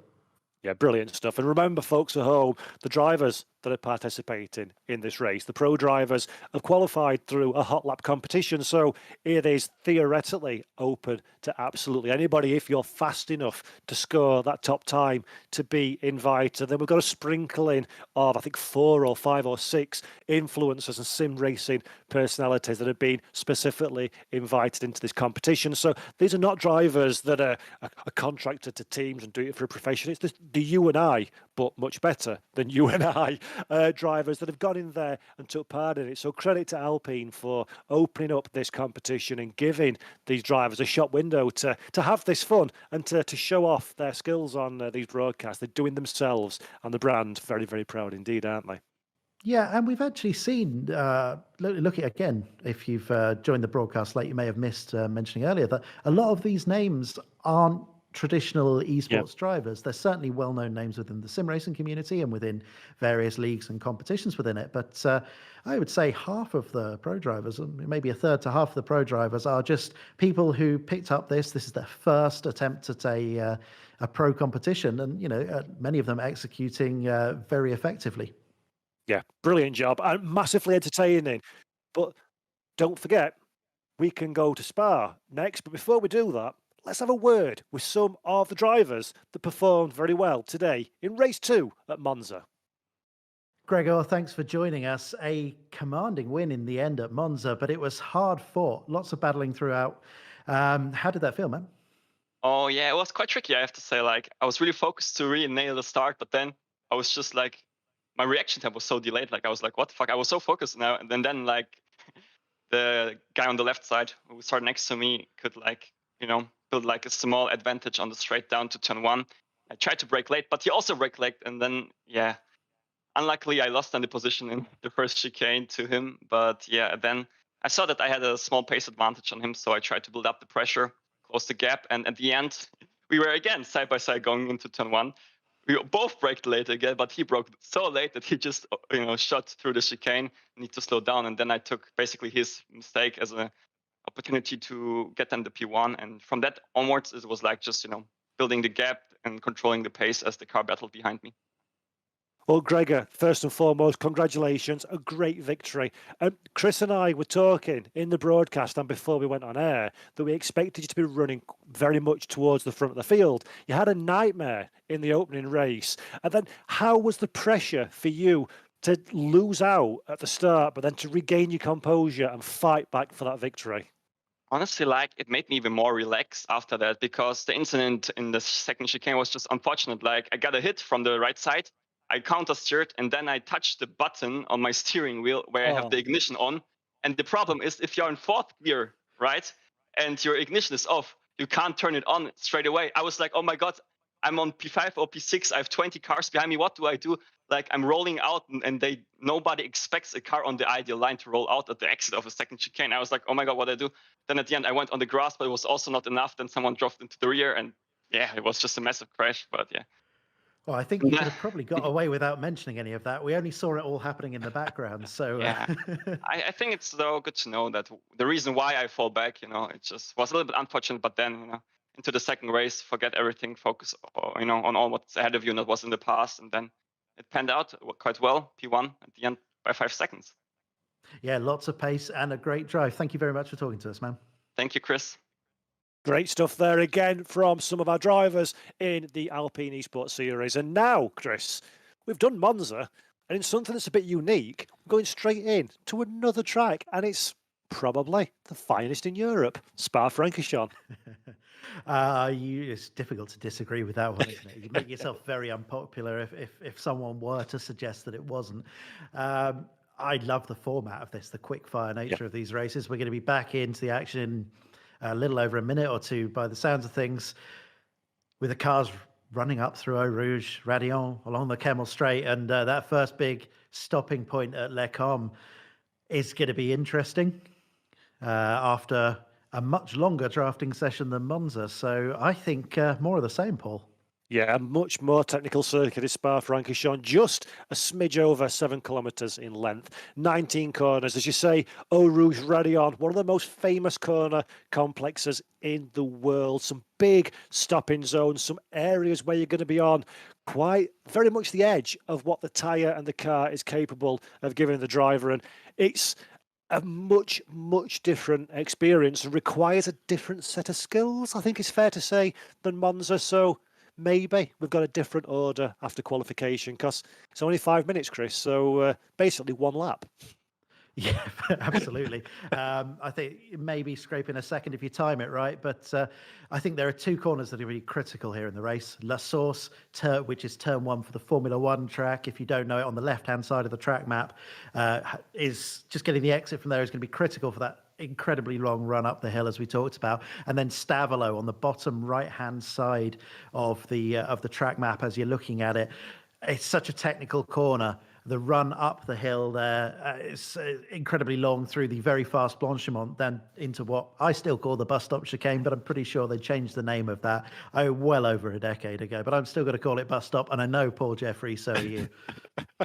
Yeah, absolutely. It will always be the bus stop chicane. And just as you can see, folks at home on your screen, the points paying situation is exactly the same as we had in Monza last time out. So we're going to start with a 15-minute sprint race. Points down to 8th position, 10 to 1. And then we're going to go straight in to the main 25-minute feature race, where they'll be paying slightly more points, with 15 for a win, 10 for second position, and 8 points for third. So the drivers scored in Monza. So just to be clear, it's exactly the same grid as it was last time out. The drivers' points will carry over into this race, so they'll be looking to score some more points to take them into the final round at Paul Ricard on June the 1st. So again, Chris, we've done 2 races on one track. We're going into a completely different track, and now they've got to recalibrate their minds and their thought process as we see the running order and pivot on pole position. So a new pole sitter. Yep. The differentiator here, of course, being that it's done what Spa traditionally does and tipped it down with rain. Dun, dun, dun. I don't see Gregor Schill's name very high there at the top of the list.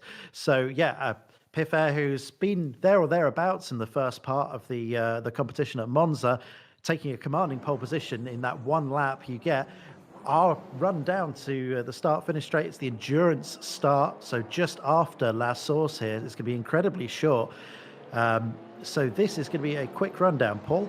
It is indeed. The cars are getting ready to start. They're going to start on the run up to Eau Rouge, is where the green flag will wave as usual. Rolling start. The cars lining up in 2x2 formation. Piffet from Berger in second place. Hosnick in third. Sky in P4. They're looking for the starters gantry. The green flag has been waved. The cars careen down into the Eau Rouge, going uphill to the left, then to the right, over the brow of the hill, through the top of Radion. Everybody line astern. Can they all make it through? A couple of cars running wide, taking to the escape road. Everybody survives. Everybody pointing in the right direction. The spray kicking up from the circuit as the rain continues to fall in Belgium, and we have got Pither retaining pole position, retaining the race lead as pretty much everyone goes down into Le Cobb side by side. I don't know if you caught that, but Jardier, well, I'm talking too quickly. Jardier managed to take the position from Burgess there around the outside, running through Malmedy now, 3 wide at one point. Jardier just about holding on. Can he hold it through Bruxelles? Still has to leave a car's width. Both cars running slightly wide. Jardier having to yield the place eventually, but he does still have the inside run. Somehow, Jardier found some grip out there. And on the run down to Pouon now, they're still too wide. They've been too wide since pretty much the top of Eau Rouge. Jardier somehow managing to find a little bit more grip and the inside run into Pouon, and might just about, safe to say now, that he's managed to grab the place. Absolutely sensational stuff from Jardier as we've seen somebody lose the rear of the car. Jardier on the inside of No Name secures the position in an absolute, the brave manoeuvre in these wet conditions. The drivers trying to find a balance, trying to find some grip. The first time in this series that they have run in wet weather at Spa-Francorchamps as well. Aquaplaning might become an issue further into the race as we go. 13 and a half minutes left on the clock. Jardier in second position, but Pithet has found himself aeons of time at the front of the field. That little squabble through the first sector of the lap has given some fresh air. Jardier second, Bonjour in third place after a great run last time around. Masoud we're looking at now in ninth position. Good first race penalty in race 2, so Masoud will be hoping to try and move a little bit further up the order. It's been run down for the very first time into the bus stop chicane. Yeah, we saw just behind Jardier, Bonjour getting a massive handful of oversteer as he exited Stavolo corner, got out onto the wet curb, and the car wanted to go every direction but forward. Somehow collected it up and didn't lose so much momentum. Somehow got away with everything. Speaking of getting away with it, Masoud just about managed to hold the inside line through La Source and retain the place. Yeah, but just a little bit further back, I think that's Airbridge that we saw dive down the inside into La Source for just outside the top 10 positions. Airbridge got away with that manoeuvre, looked a little bit late on the brakes. He's now too wide on the run up through Eau Rouge as we move further back to Gregor Schill. Gregor Schill that we saw dominate the main race at Monza, mired down in 18th position, carrying the number 1, loses it at the top of Radion, manages to keep the car in the straight line, goes back down the pit exit. There's 2 cars stationary stationary at the top of the hill. A damaged car running slowly. Gregor Schill now is the meat in an Alpine sandwich, 3 wide on the run down the back straight into Lecombe. Can Gregor Schill retain this position? Will he back out of it? Try and avoid too much drama. Yes, he does. 3 wide through the start of Lecombe to the left-hand side on the curb. Gets a little bit sideways, and Gregor Schill went forwards, backwards, left, right, up and down, all in the space of 3 corners.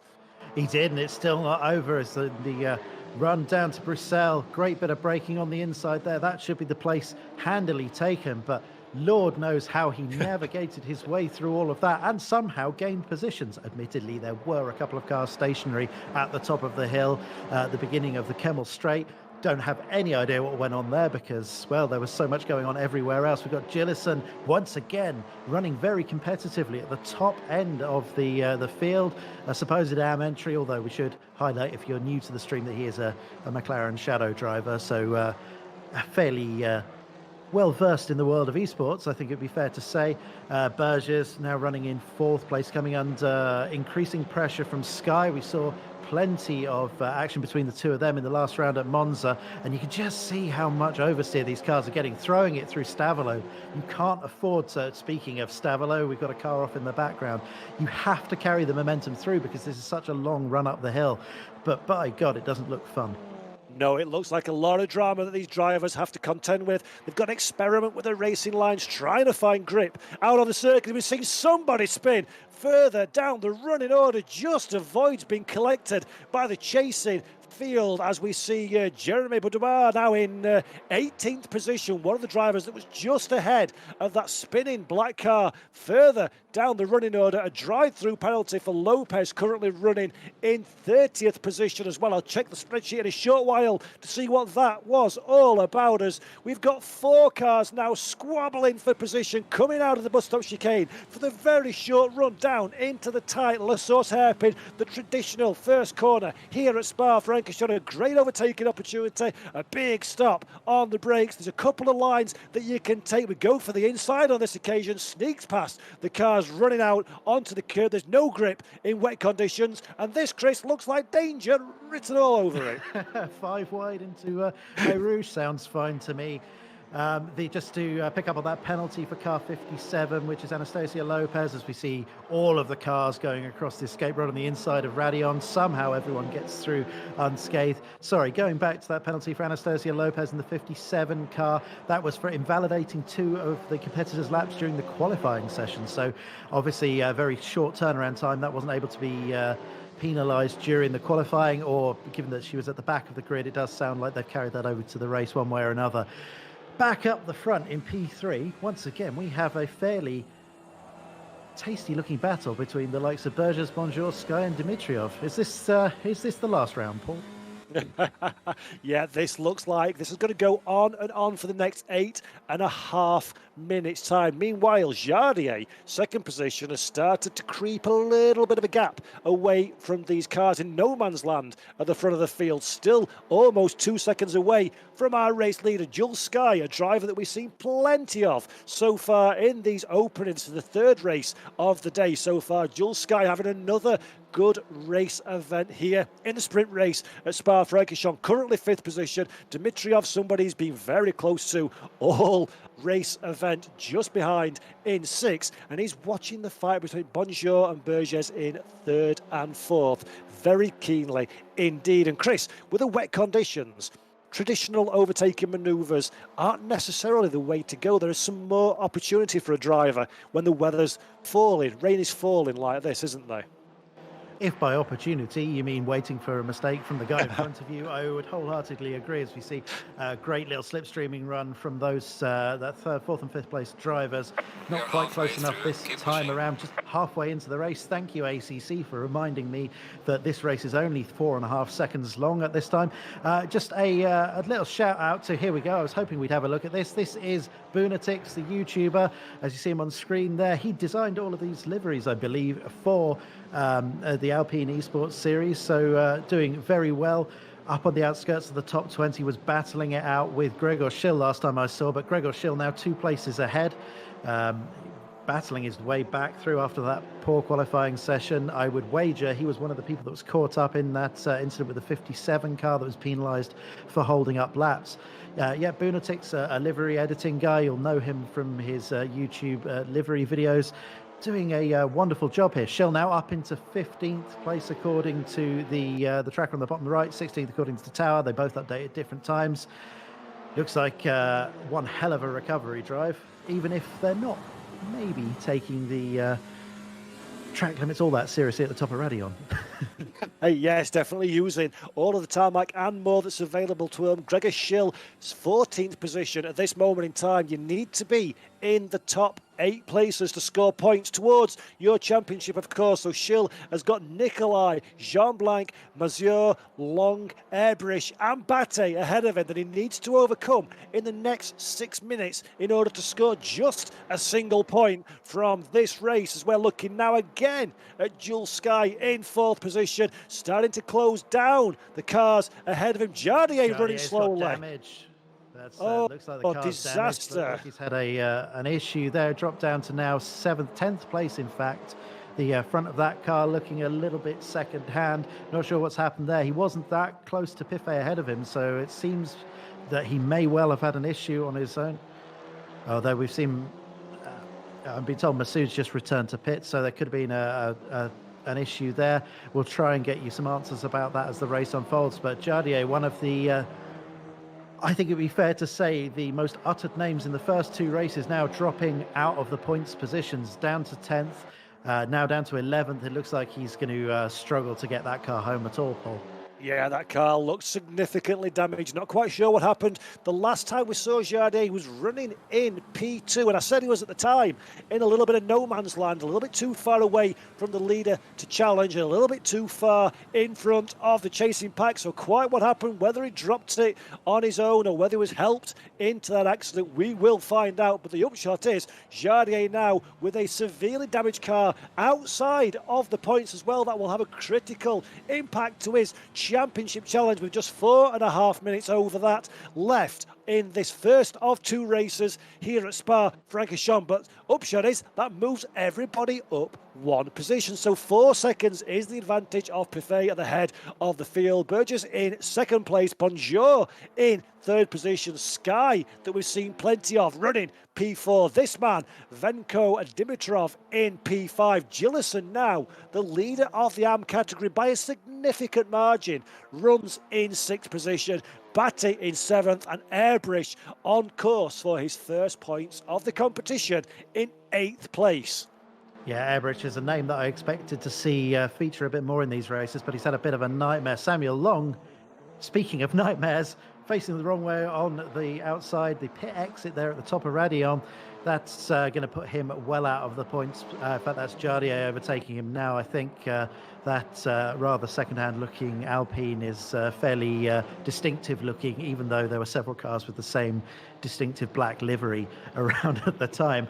Yeah, shout out to Gillison, who's doing a fantastic job, has done in all of the races, just quietly on the outskirts of the top 5 every time. Speaking of which, Dimitrov hasn't quite managed to convert his good running into a podium so far yet today, but doing an excellent job running and keeping Sky and Bonjour in touch in front of him, Paul. He is indeed. He's keeping them nice and keen as we're looking now at Chevelle, 18th position, just fighting away with Mitty, I believe it is, for P18. Secures that overtaking manoeuvre as they come down through No Name, down the long straight into Pouon. That's a fight that will continue for the next 2.5 minutes as we're still seeing drama, despite the circuit being much, much longer than the last one we visited at Monza. The fights throughout the field continue at a pace, and so far Chevelle, 18th position, starts to create a little bit of a gap to Mete behind on the outskirts of the top 20, or the lower reaches, should I say, of the top 20. Yeah, Chevelle was a finalist in the Dream to Drive competition, so I was expecting to see good things from him. Speaking of good things, we're seeing the 53 car, who we've mentioned throughout this particular competition, running well into the top 20, and I think that's 3rd in the class in AM class. That's Jardier once again on the left. on the outside there at Stavolo, just getting out of the competitor's way. We are on board with Love 46, the influencer and real world racing driver. Let's see how much those real world honed skills can put her in good stead here on the run down to the bus stop. Looks like she's a little bit far back, lost a little bit of time through Blanchimont. You do get a bit of aero push, and you certainly get aero push when the ground is, how should we say, a bit slippier than normal, Paul. Yeah, it's certainly going to be slippier than normal. And of course, drivers can set their cars up so they'll be changing the way the car behaves from default. And some will do that better than others. It'll give them a pace advantage. Dimitrov now in 5th position. The number 10 that we're looking at is under attack on the final lap from Gillison. I think it might be alongside. No, it's number 9, actually. It's Sky. So Dimitrov and Sky side by side. Through and contact as well. There's contact between the two cars in the top 5. That is Dimitrov. Makes the way through, makes contact with Jules Sky. Sky will try and recover the car as quickly as he can to retain that 5th position. But last lap drama outside the podium places for 4th and 5th position. Jules Sky now drops all the way down to 11th. He will be furious.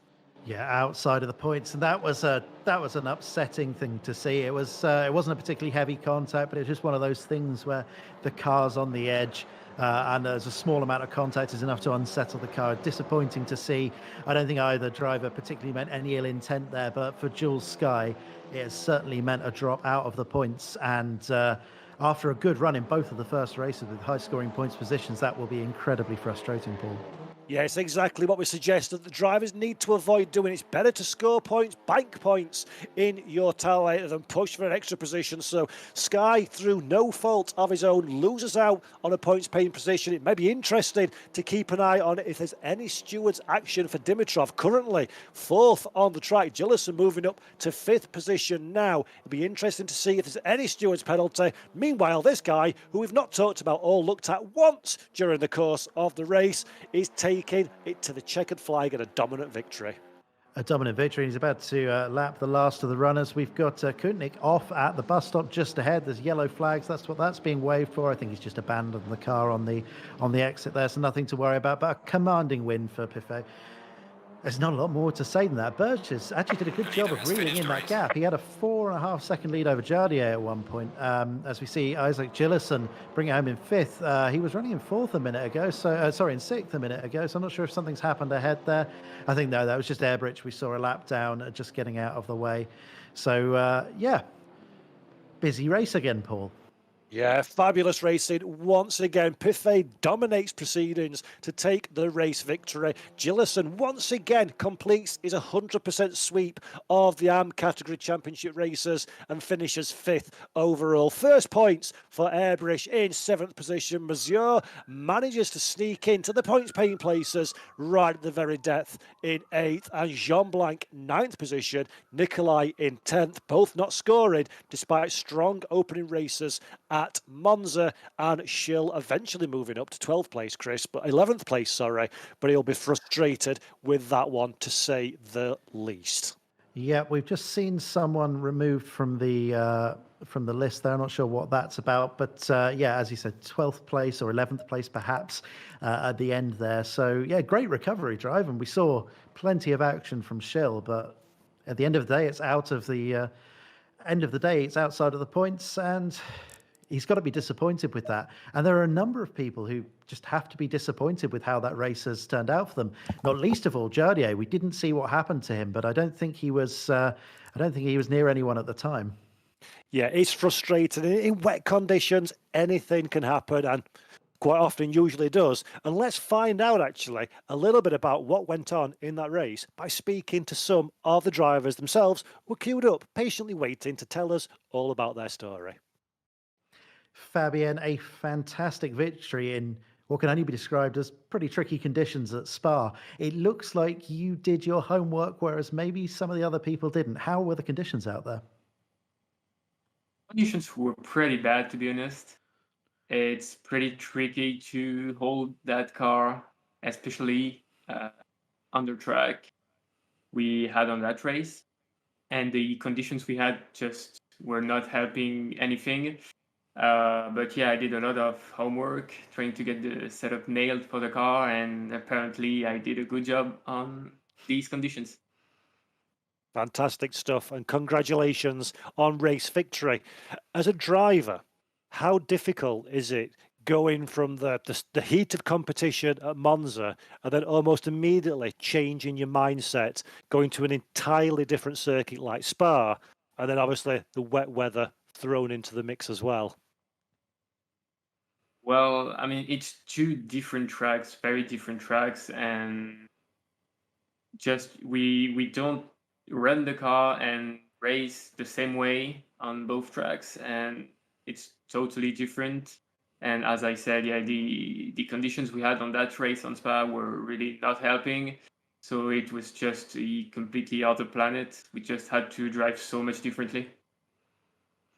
Yeah, fantastic job. Thank you for talking to us, Fabian. Thank you.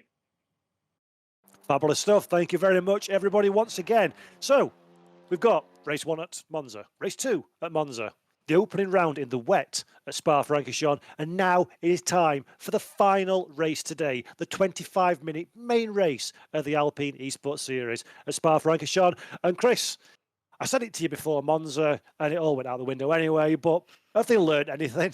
Will there be anything different, or is it going to be crazy again? Well, it looks like it's going to be dry this time out, so that's whatever the opposite of a spanner in the works is. I don't know if people prepared properly for the wet, but we certainly had a more spread out field in the last race than we've been used to in the first couple of rounds. We might see something a little bit closer again this time out. We should take a moment, though, Paul, to mention the prizes before we get underway. Yes, we should indeed. So, as you all at home know, this is the Alpine Esports Series. It's been put on by the French Alpine brand, and it's a championship. Its final round is at Paul Ricard on the 1st of June, and the overall champion has themselves an incredible prize. They're going to be getting a real-world driving experience in not only the Alpine Cup, but also the A110 GT4 car, and a factory tour. The top 3 drivers, and I'm going to refer to my list because there's that many prizes, I can't possibly remember them all. The top 3 drivers will get a free Sim Racing Sim 20 set of gloves. The 2nd and 3rd place in the championship will get a driving experience at the Piste Bleue in the A10 on track, and an Alpine Cup hot lap passenger experience. And the top 5 drivers will get a factory visit to Dieppe, where they build the A10. And then the AM drivers will get a host of Alpine goodies as well. So basically, if you win this championship, you get to drive a real world racing cup car and a real world GT4 Alpine car on a racetrack, as well as the factory visit. So there's a lot at stake, Chris, isn't there, for these guys? Because that is quite literally a money can't buy opportunity. Well, indeed. And we should mention that that Jardier has already won one of those prizes last year. And I imagine, after speaking to him afterwards, he was quite pleased about his drive out on the real world circuit, the real world racing car. I imagine he's going to be up for another go at that. Had a nightmare round last time around, but still in the running. So still a lot to play for. Yeah, there is. And this is the main race. So this is the 25-minute race, Spa-Francorchamps, the last race of this evening. It pays more points than the sprint race that we've just seen. And this is our last opportunity tonight for the drivers to put some points on the board. Of course, we'll be coming back again on the Alpine YouTube channel and the Alpine Twitch channel on the 1st of June at 1900 CEST for the final race at Paul Ricard, as we're seeing now on our screen qualification. And hello, look who's on pole position. That's a familiar sight at Spa, isn't it, Chris? Quick in the dry and quick in the wet. Piffet, winner of the last round, pole position for the last round, pole position again. And there's a bunch of other familiar names. Bonjour, Nikolai. Nikolai actually had a couple of bad races in a row, back up into the top 3. Jardier as well, hasn't qualified outside of the top 4 so far. And everyone else in the top 10 also looking pretty familiar. For the first time, though, we have 2 red cars at the front. They haven't really featured that much other than Piffet in the last race. So nice to see a bit of a change of scenery, Paul. It is indeed, and by the magic of sim racing, we can go from torrential downpour to beautiful sunny conditions in the fell swoop as the cars are getting ready for the final race of the day in the Alpine Esports Series. 25 minutes of the legendary, of the beautiful Spa-Francorchamps away. We go side by side. This is the closest the cars will get without touching before the green flag waves, which it does. Piffet tries to convert that pole position into an early lead. Up Eau Rouge, we see Bonjour looking, getting interested in second place. Falls back in, we see a car sideways. Further down, of course, contact at the top of Radion. Many cars involved. There's disaster further down the field. There are Alpine spread all across the tarmac. Several cars involved, and it's all from Nicholas Airbrush involved in there as well. Jardier, 5th position as the cars spread and fan out on the run down into Les Combes for the first time in this final 25-minute feature race. Jardier, 4th position. Piffet retaining the race lead. Bonjour in second. Nicolai in third. Clean and tidy at the front of the field, but absolute chaos, Chris, further down the order. Yeah, I'm just trying to see which names are missing from that sort of, it was about P6 or 7, somewhere around that we saw the incident occur, just a little tap up the hill into Eau Rouge. The top 5 got through it. Gregor Schill got through it.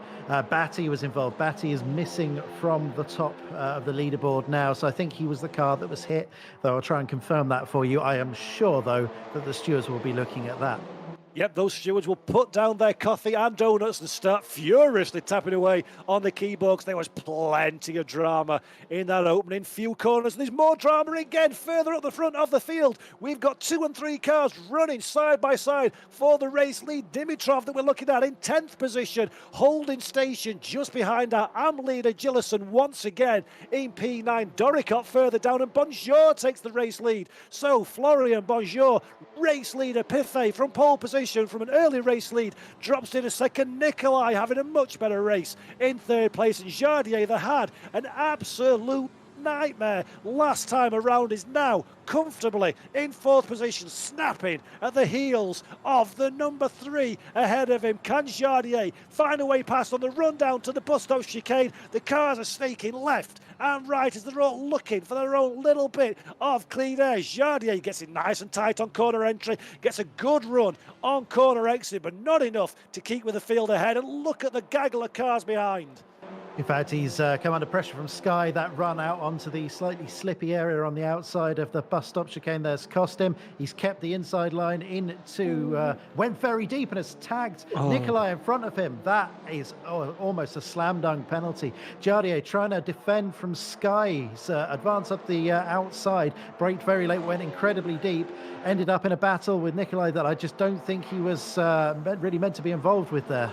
Yeah, Jardier, a rookie mistake there. Very easy to do on the brakes down into La Source. Recovers the position again at the top of Eau Rouge into Radion. But I like you say, Chris, I think the stewards will be looking very, very closely. And that feels like a slam dunk because it's 3 wide now on the run down into Le Combes. We've got Sky in the middle of Schill and Burgess. Now Sky does exactly the same to Jardier that he did earlier on to Nicolai. But Jardier keeps the car pointing in the right direction. Sky is the big loser in that move as well as contact with another driver, Gregor Schill. Total madness going on behind, multiple cars involved. I think there were 2 separate incidents as we saw Sky and Jardier come together. Gregor Schill from one of the blue cars behind didn't quite catch who that was.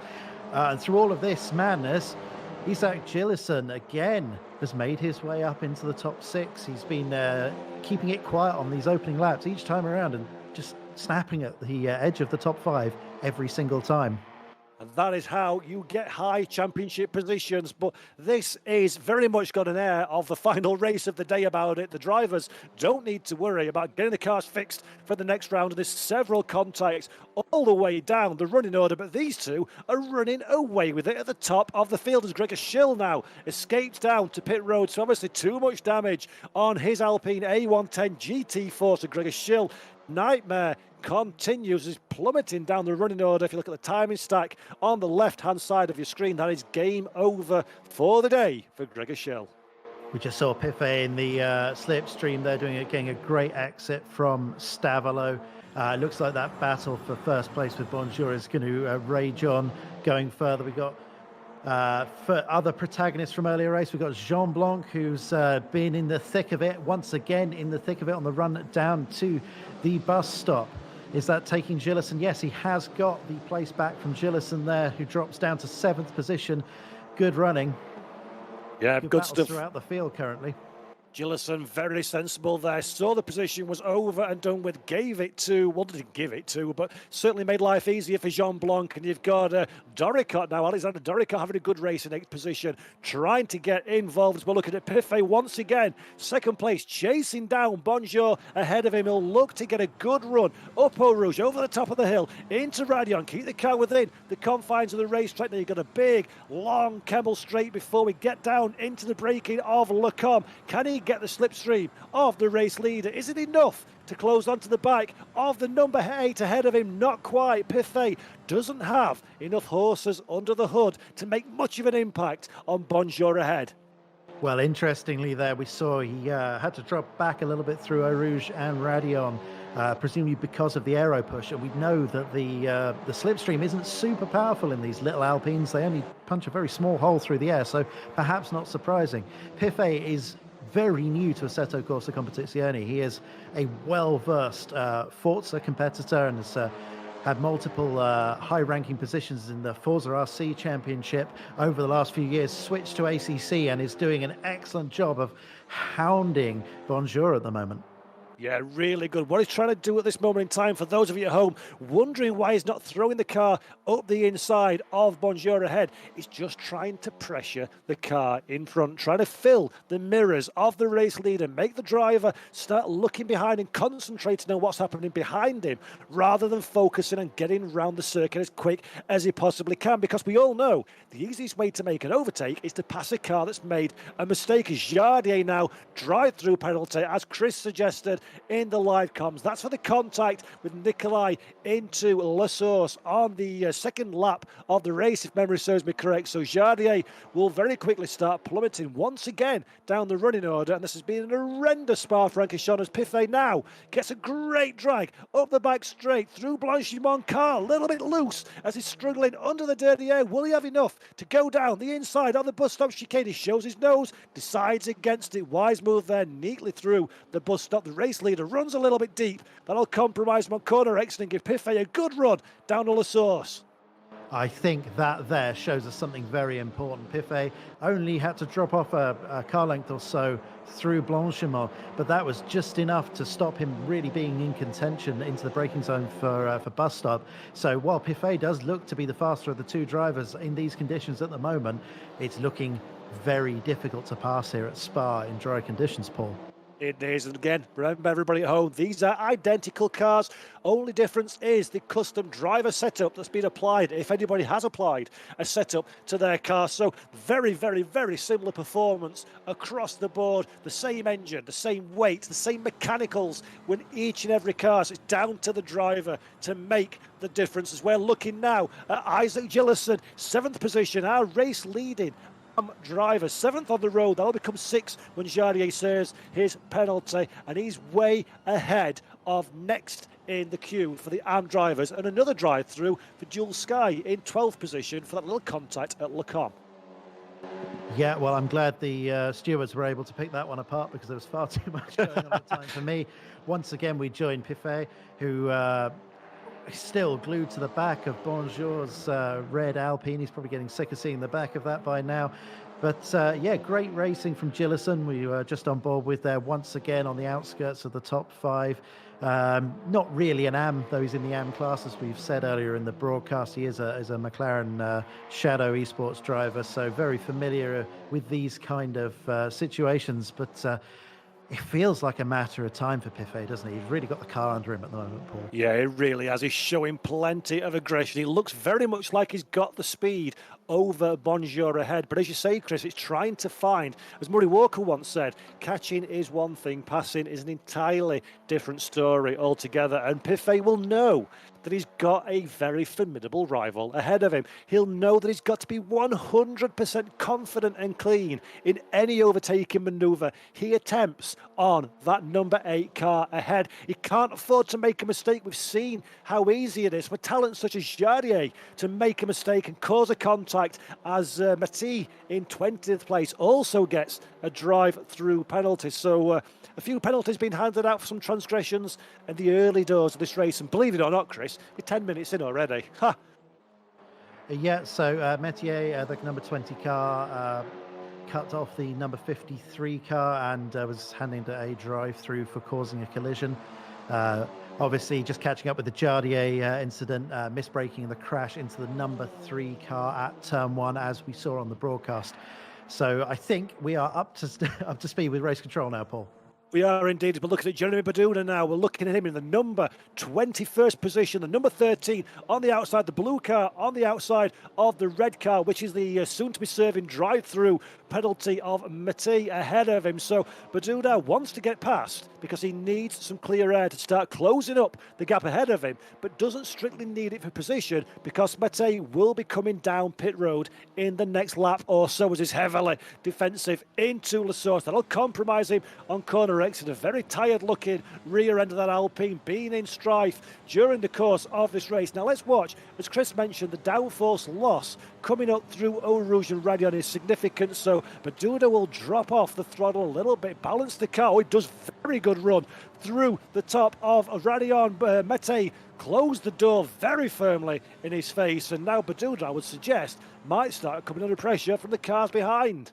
Yeah, worth mentioning that Metier's got damage from that earlier collision for which he's got the drive-through, so had to lift at the top of Radion. I can hear Paul groaning as he breathes in as those two cars get very close together right before the braking zone for Lecom. Yeah, Baduna has the car underneath him at the moment, and Metier suffering with damage. Looks like both of them have got damage as well. So the fact that they both got through Radion in one piece is frankly a miracle, Paul.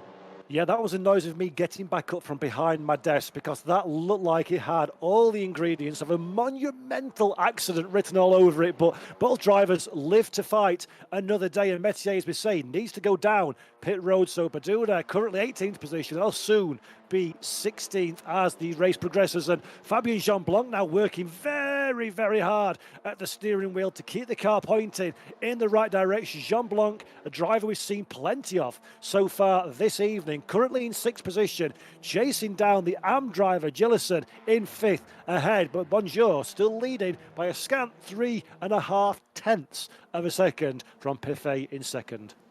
Yeah, Piffet has been 3 tenths of a second from the back of Bonjour's car since about halfway through lap 1. It's as if they're, well, he's just towing him around. He's got the tow rope out and just following him around.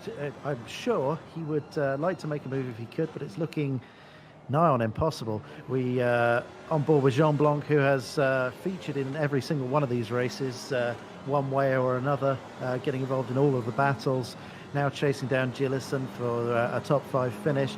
Gillison doing an excellent job, as we referenced earlier in the broadcast, looking quite squirmy as the right-hander there. Both cars looking pretty squirmy over the top of the hill at Radion. He's looking pretty edgy, Paul. He is. This very, very much on the tippy toes are these Alpine GT4 cars. Jean-Blanc now goes to the inside firmly to defend from Doricott. Not seen much of Doricott in the points-paying positions so far this race, but currently doing a sterling job. Round the outside becomes the inside, and we see Jean-Blanc running a little bit deep on the second part of the corner. So rather than being attacked, that opens him up to Nikolai as well, squirrely on the throttle, and that is 2 positions lost for Fabien Jean-Blanc in the space of one section of corners. So going backwards again, just like we saw last time round in the rain in race 1.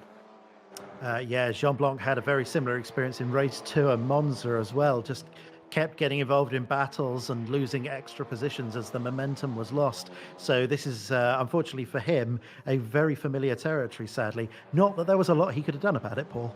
No, not at all. Another great piece of racing, and credit again where credit's due to Jean-Blanc. He saw that they were competitors around him. He gave them racing room, even if that did cost him position, avoided any kind of contact. So good, fair, clean, professional driving from Jean Blanc, and he's still got 10 minutes and 40 seconds left on the clock, just about. So there's plenty of time to try and claw those positions back. We see actually Nikolai gets past as well. Yes, we saw that earlier. The timing screen just updated itself in typical Assetto Corsa fashion a little bit later than we would like, as we're looking now back again at the 8th place runner, the number 7 Alpine, Fabien Jean Blanc, got Nikolai and Doricon ahead of him, and plenty of excitement still to go. Interestingly, we've cut to the Bonjour Piffet fight a few times just as they've been exiting Stavolo corner, which, as I highlighted earlier in the broadcast, is probably one of the most critical corners on the track. And Piffet has been absolutely right on the edge of where the track limit detection is every single time. It's been totally nailing it. Has been millimeter perfect, but it's still not enough to get close enough for the run into the bus stop chicane. It must be extremely frustrating for him right now. It must be. And Chris, question to you as a driver, are you starting to think about championship points? This is a very good performance from Piffet. He had a great race last time out as well. Do you bank the points for second, or do you start to throw a little bit more caution to the wind and see if you can leverage that race lead away from Bonjour ahead? It's a good question, and I don't know the answer to it, and I wouldn't like to speak for Piffet. What I will say, though, is with the braking distances of these GT4s, they're not going at the same sort of speed of the GT3s. It seems like you do need to be quite close, almost alongside into the braking zone to really make something happen. So that 2 or 3 tenths that he seems to be behind on the run into these heavy braking zones at the end of the Kemmel straight into Les Combes and through Blanchimont down into the bus stop chicane, he just has to find a way of being quicker. And I think that's going to only come if Bonjour makes a mistake. And both of those two look like they're out on a demonstration drive to me, Paul. It looks inch perfect. Yeah, fabulous performance. The way you were speaking there, Chris, Victor Nikolai managed to relieve Alexander Doricon of 6th position. So Nikolai recovering still in a great performance, 6th position. Next on the list is Gillison, the race leading AM driver, in 5th. Just a couple of seconds up the road as the fight continues for 1st and 2nd position. We're looking now at Fabien Piffet, as far as he's ever been away at half a tenth of a second. But as we well know in this competition, half a tenth of a second is absolutely nothing, and Piffet will be trying every trick in his repertoire to find a way to put Bonjour under pressure. All he needs is one snatch break, one missed apex, one slightly slithery away from a corner, and the opportunity's there for him to look pass. At the attitude difference of these two cars, Paul. Piffet is using every single bit of the racetrack. He's slightly more aggressive with every single curb. He's running slightly wider out every time. He's doing absolutely everything he possibly can to close that gap down, but it stays between 3 tenths and 5 tenths. There is nothing more he can do other than pray to whichever god he worships that Bonjour ahead of him makes a mistake or encounters some traffic, which look what's up ahead, Paul. We haven't had much traffic come into play other than for Jardier in race 2, so this could get interesting.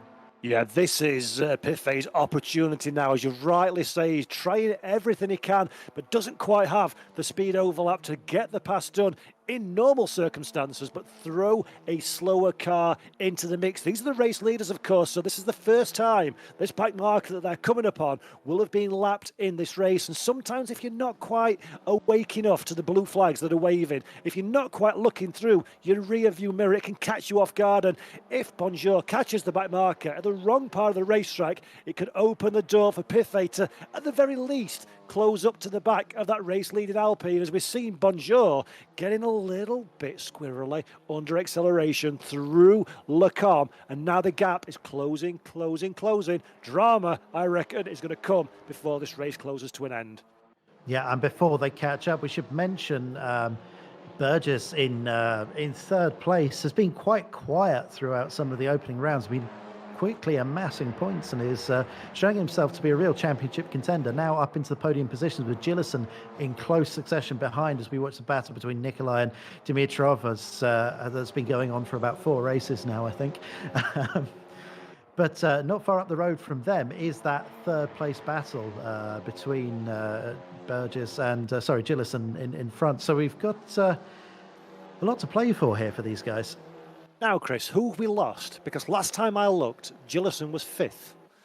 Has he overtaken Dimitrov, or has somebody fallen down the running Gillison and order? Dimitrov have both swapped positions a few times, as have Nikolai and Dimitrov as well. So, and it's happening again.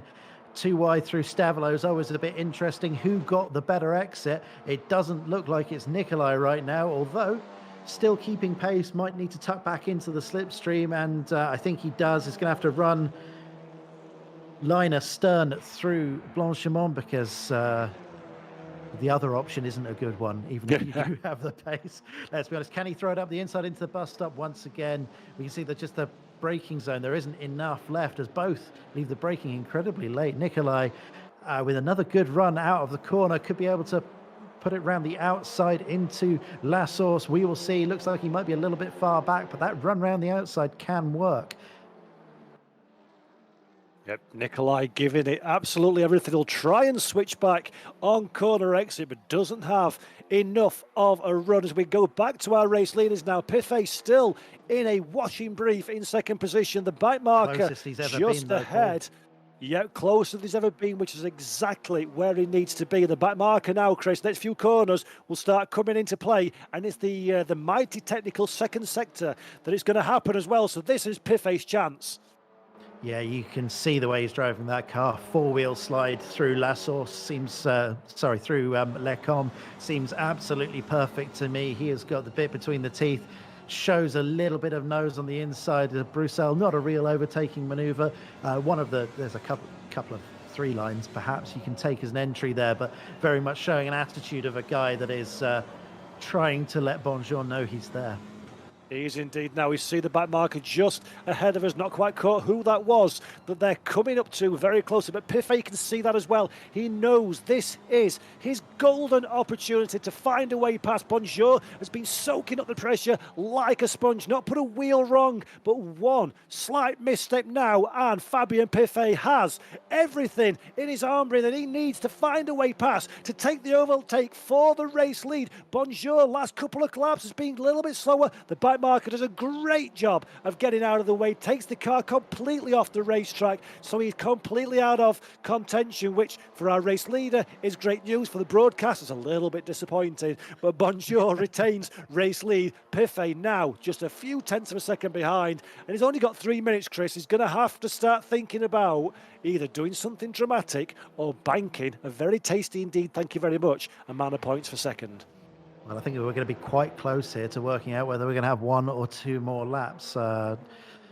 Might just get that second one. Oh no, ignore me. I think we're mid 230s at the moment, 234, 235, something like that. So we should just about get 2 more laps, which is great news for us. There we go, at 235, crossing the line. So we shall see how this pans out as we have this almighty battle for third comes across the back marker.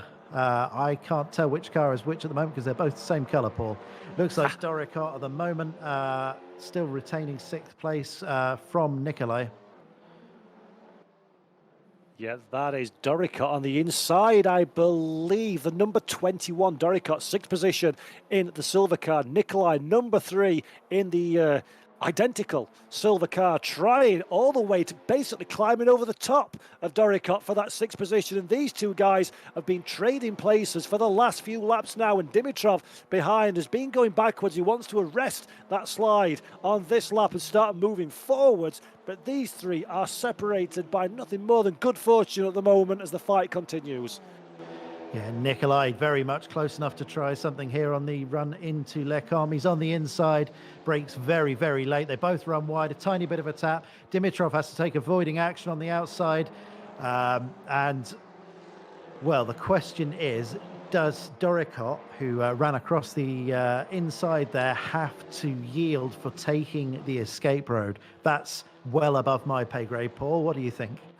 It was all a little bit Ginetta Junior, wasn't it there? A little bit of contact on left, right and centre. But as you say, Doricott, bit of a hip and shoulder with Nikolai. Had to go to the escape road to stop spinning the car around. And that is something that the stewards will, for sure, be checking out as the clock winds down with the last 50 seconds on board. But Dimitrov, as you said during the live comms there, Chris, had to take avoiding action. And unfortunately for Dimitrov, that was a great opportunity to clear both cars in one fell swoop. But instead, he's now coming into the clutches of the 9th place driver behind. So Dimitrov not having a great shake of it these last few corners. Yeah, the dice really didn't fall in his favour. That was not really anything to do with him. He just sort of got caught up in it, although he was in the slipstream on the run down to there. It really was the battle between Doricott and Nikolai that was going off at Lecom. And now he's in the clutches of Kutnik behind, who wasn't really a factor just half a lap ago.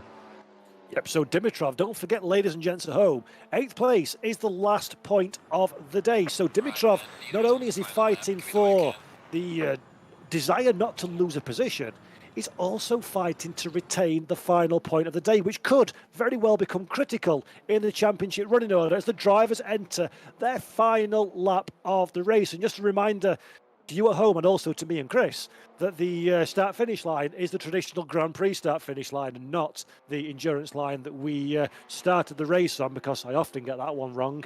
And bonjour, where has Pithfit gone? 2 seconds in arrears. Yeah, he lost a couple of seconds during the last lap. I didn't see where it happened. It only just updated the timing screen just in the last sector, so must have had a little mistake there. Yeah, Pithfet, there's driving very much aggressively against Bonjour ahead, trying to find a way past. There's been some kind of mistake, so 2 seconds to the good is Florian Bonjour that we're looking at now. Victor Nikolai once again in the heart of the battle with Doricott, the two silver Alpine cars going one way, then the other. Can Nikolai throw it down the inside or the outside on this final lap and take that 6th position? We'll find out. We run down to Brussels. Doricott, sorry, very much on the defensive. Nikolai's got the outside line. Can he cut back into no name? This has been a fight that's been a great one to watch all race, hasn't it, Chris?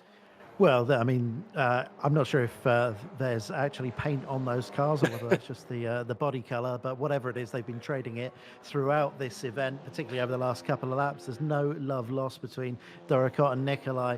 I don't know if the stewards will be looking at that little incident a couple of laps ago at Lecom, but for now, it's definitely being settled out on track, and it's definitely not over. It's not at all. They're a final lap. Remember, folks, this is the last lap of the final race of the day. We'll be back again on the 1st of June for the final race of the championship at Paul Ricard. But meanwhile, the fight for 6th position is as intense as it has been at any stage in this race. Bonjour, nearly 3 seconds. We're looking at him now at the head of the road. He's walking this one home to race victory. Yeah, Piffet there just during the last lap just backed out of it, realised the job was done. Bonjour may not have looked like the quicker of the two, but he did not put a foot wrong at all at any point in proceedings. It takes a well-deserved victory from Piffet and Burgess, who we haven't seen on stream at any point, I don't think, comes to a well-earned 3rd place and really important points for his fight at the top of the tables. Isaac Gillison brings home the AM victory as we've expected. 4th place overall, an excellent showing from the McLaren Shadow driver. Doricott keeps Nikolai at bay to round out the top 6th, and Kutnik brings in the final point. Oh, so that's a shame for Dimitrov, losing out on that final point on the final lap of the race. As you say, great result for Isaac Gillison in 4th position, which is number 1 in the AM category once again. So the 100% record of Gillison remains after the final race of this evening in the Alpine Esports Series. And in the end, Bonjour took a pretty dominant win, having been under pressure for pretty much the duration of the 25-minute race, Chris. That was a superb performance and a dominant but hard-fought race victory. Well, this is it, isn't it, Paul? With the exception of the last lap and a half, I don't think he had more than 5/10 of breathing space. Frequently, it was less than 3/10.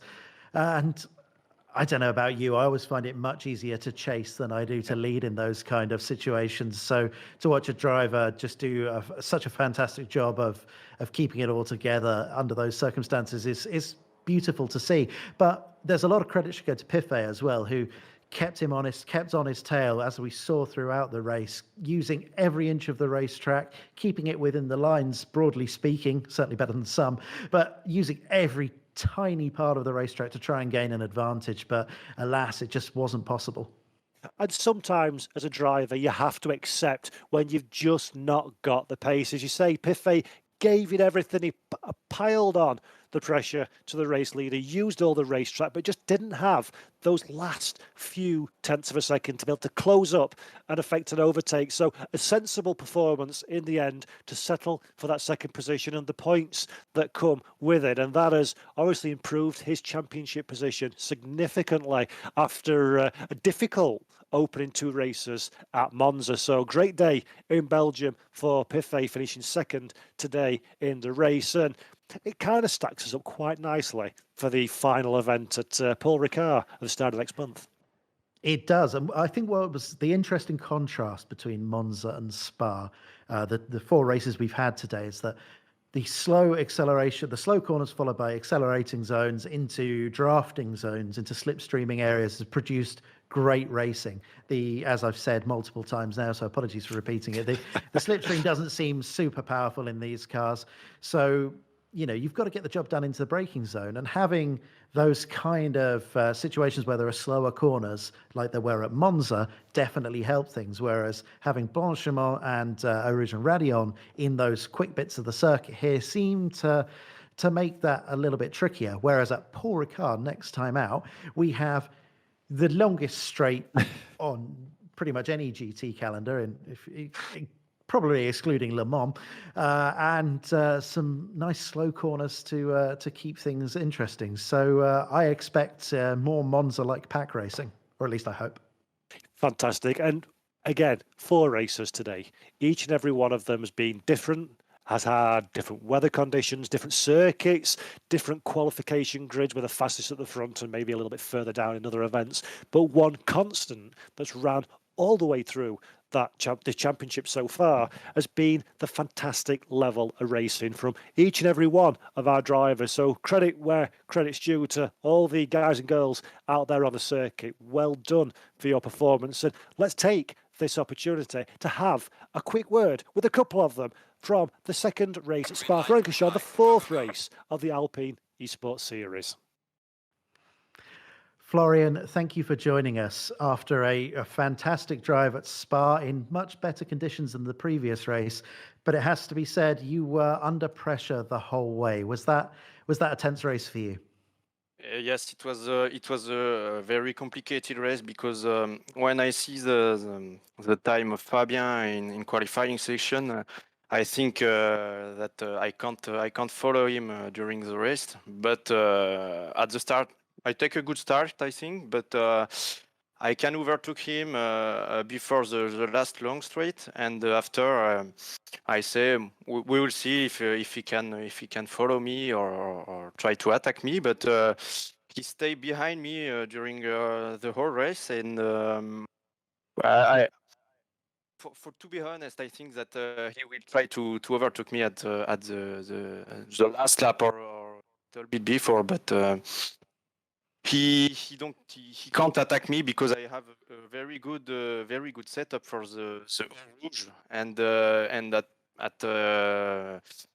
lap after lap I think that I take 1 or 2 tenths of a second here, so I think as why I was really safe, and at the end of the race, I don't know what he have, but he let me 3 seconds of margin, and so I win the race. I'm very happy with that.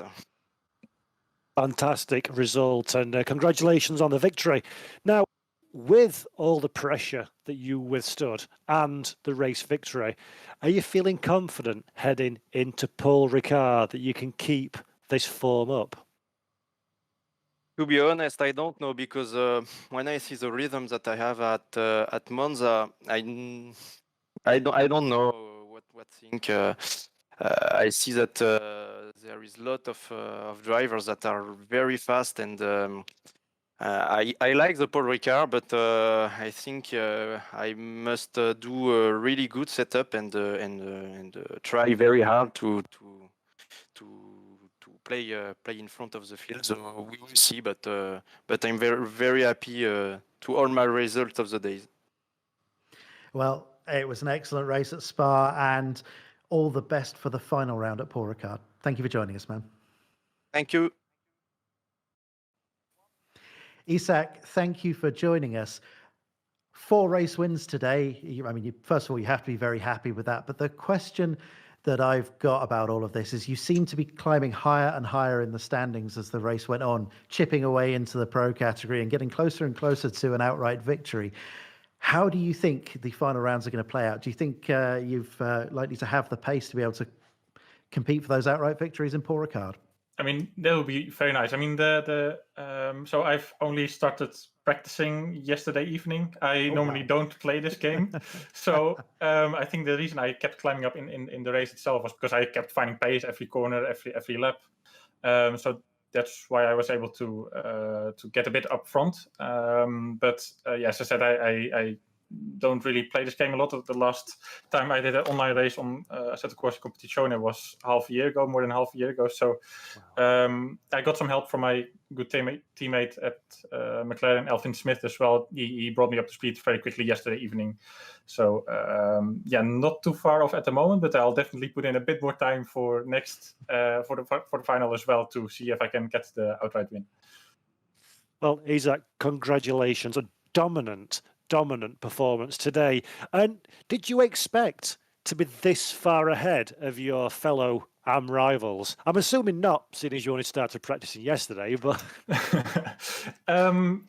I didn't know what to expect at all, really. So I jumped on yesterday in the Alpine, which is a amazing car to drive, especially in this sim, which is really realistic as well. So it requires a natural driving style, and you can just slide the car around. And I think that's what made me go up the pace quite quickly as well, with limited practice, because it's just a lot of fun to drive, and can't wait for the final. But definitely not something I expected going into these races. Yeah, we've had some really close racing, particularly over the 2 Monza rounds, where it sort of felt like the slightly slower nature of some of the corners and long straights definitely played into the strengths of the Alpine car.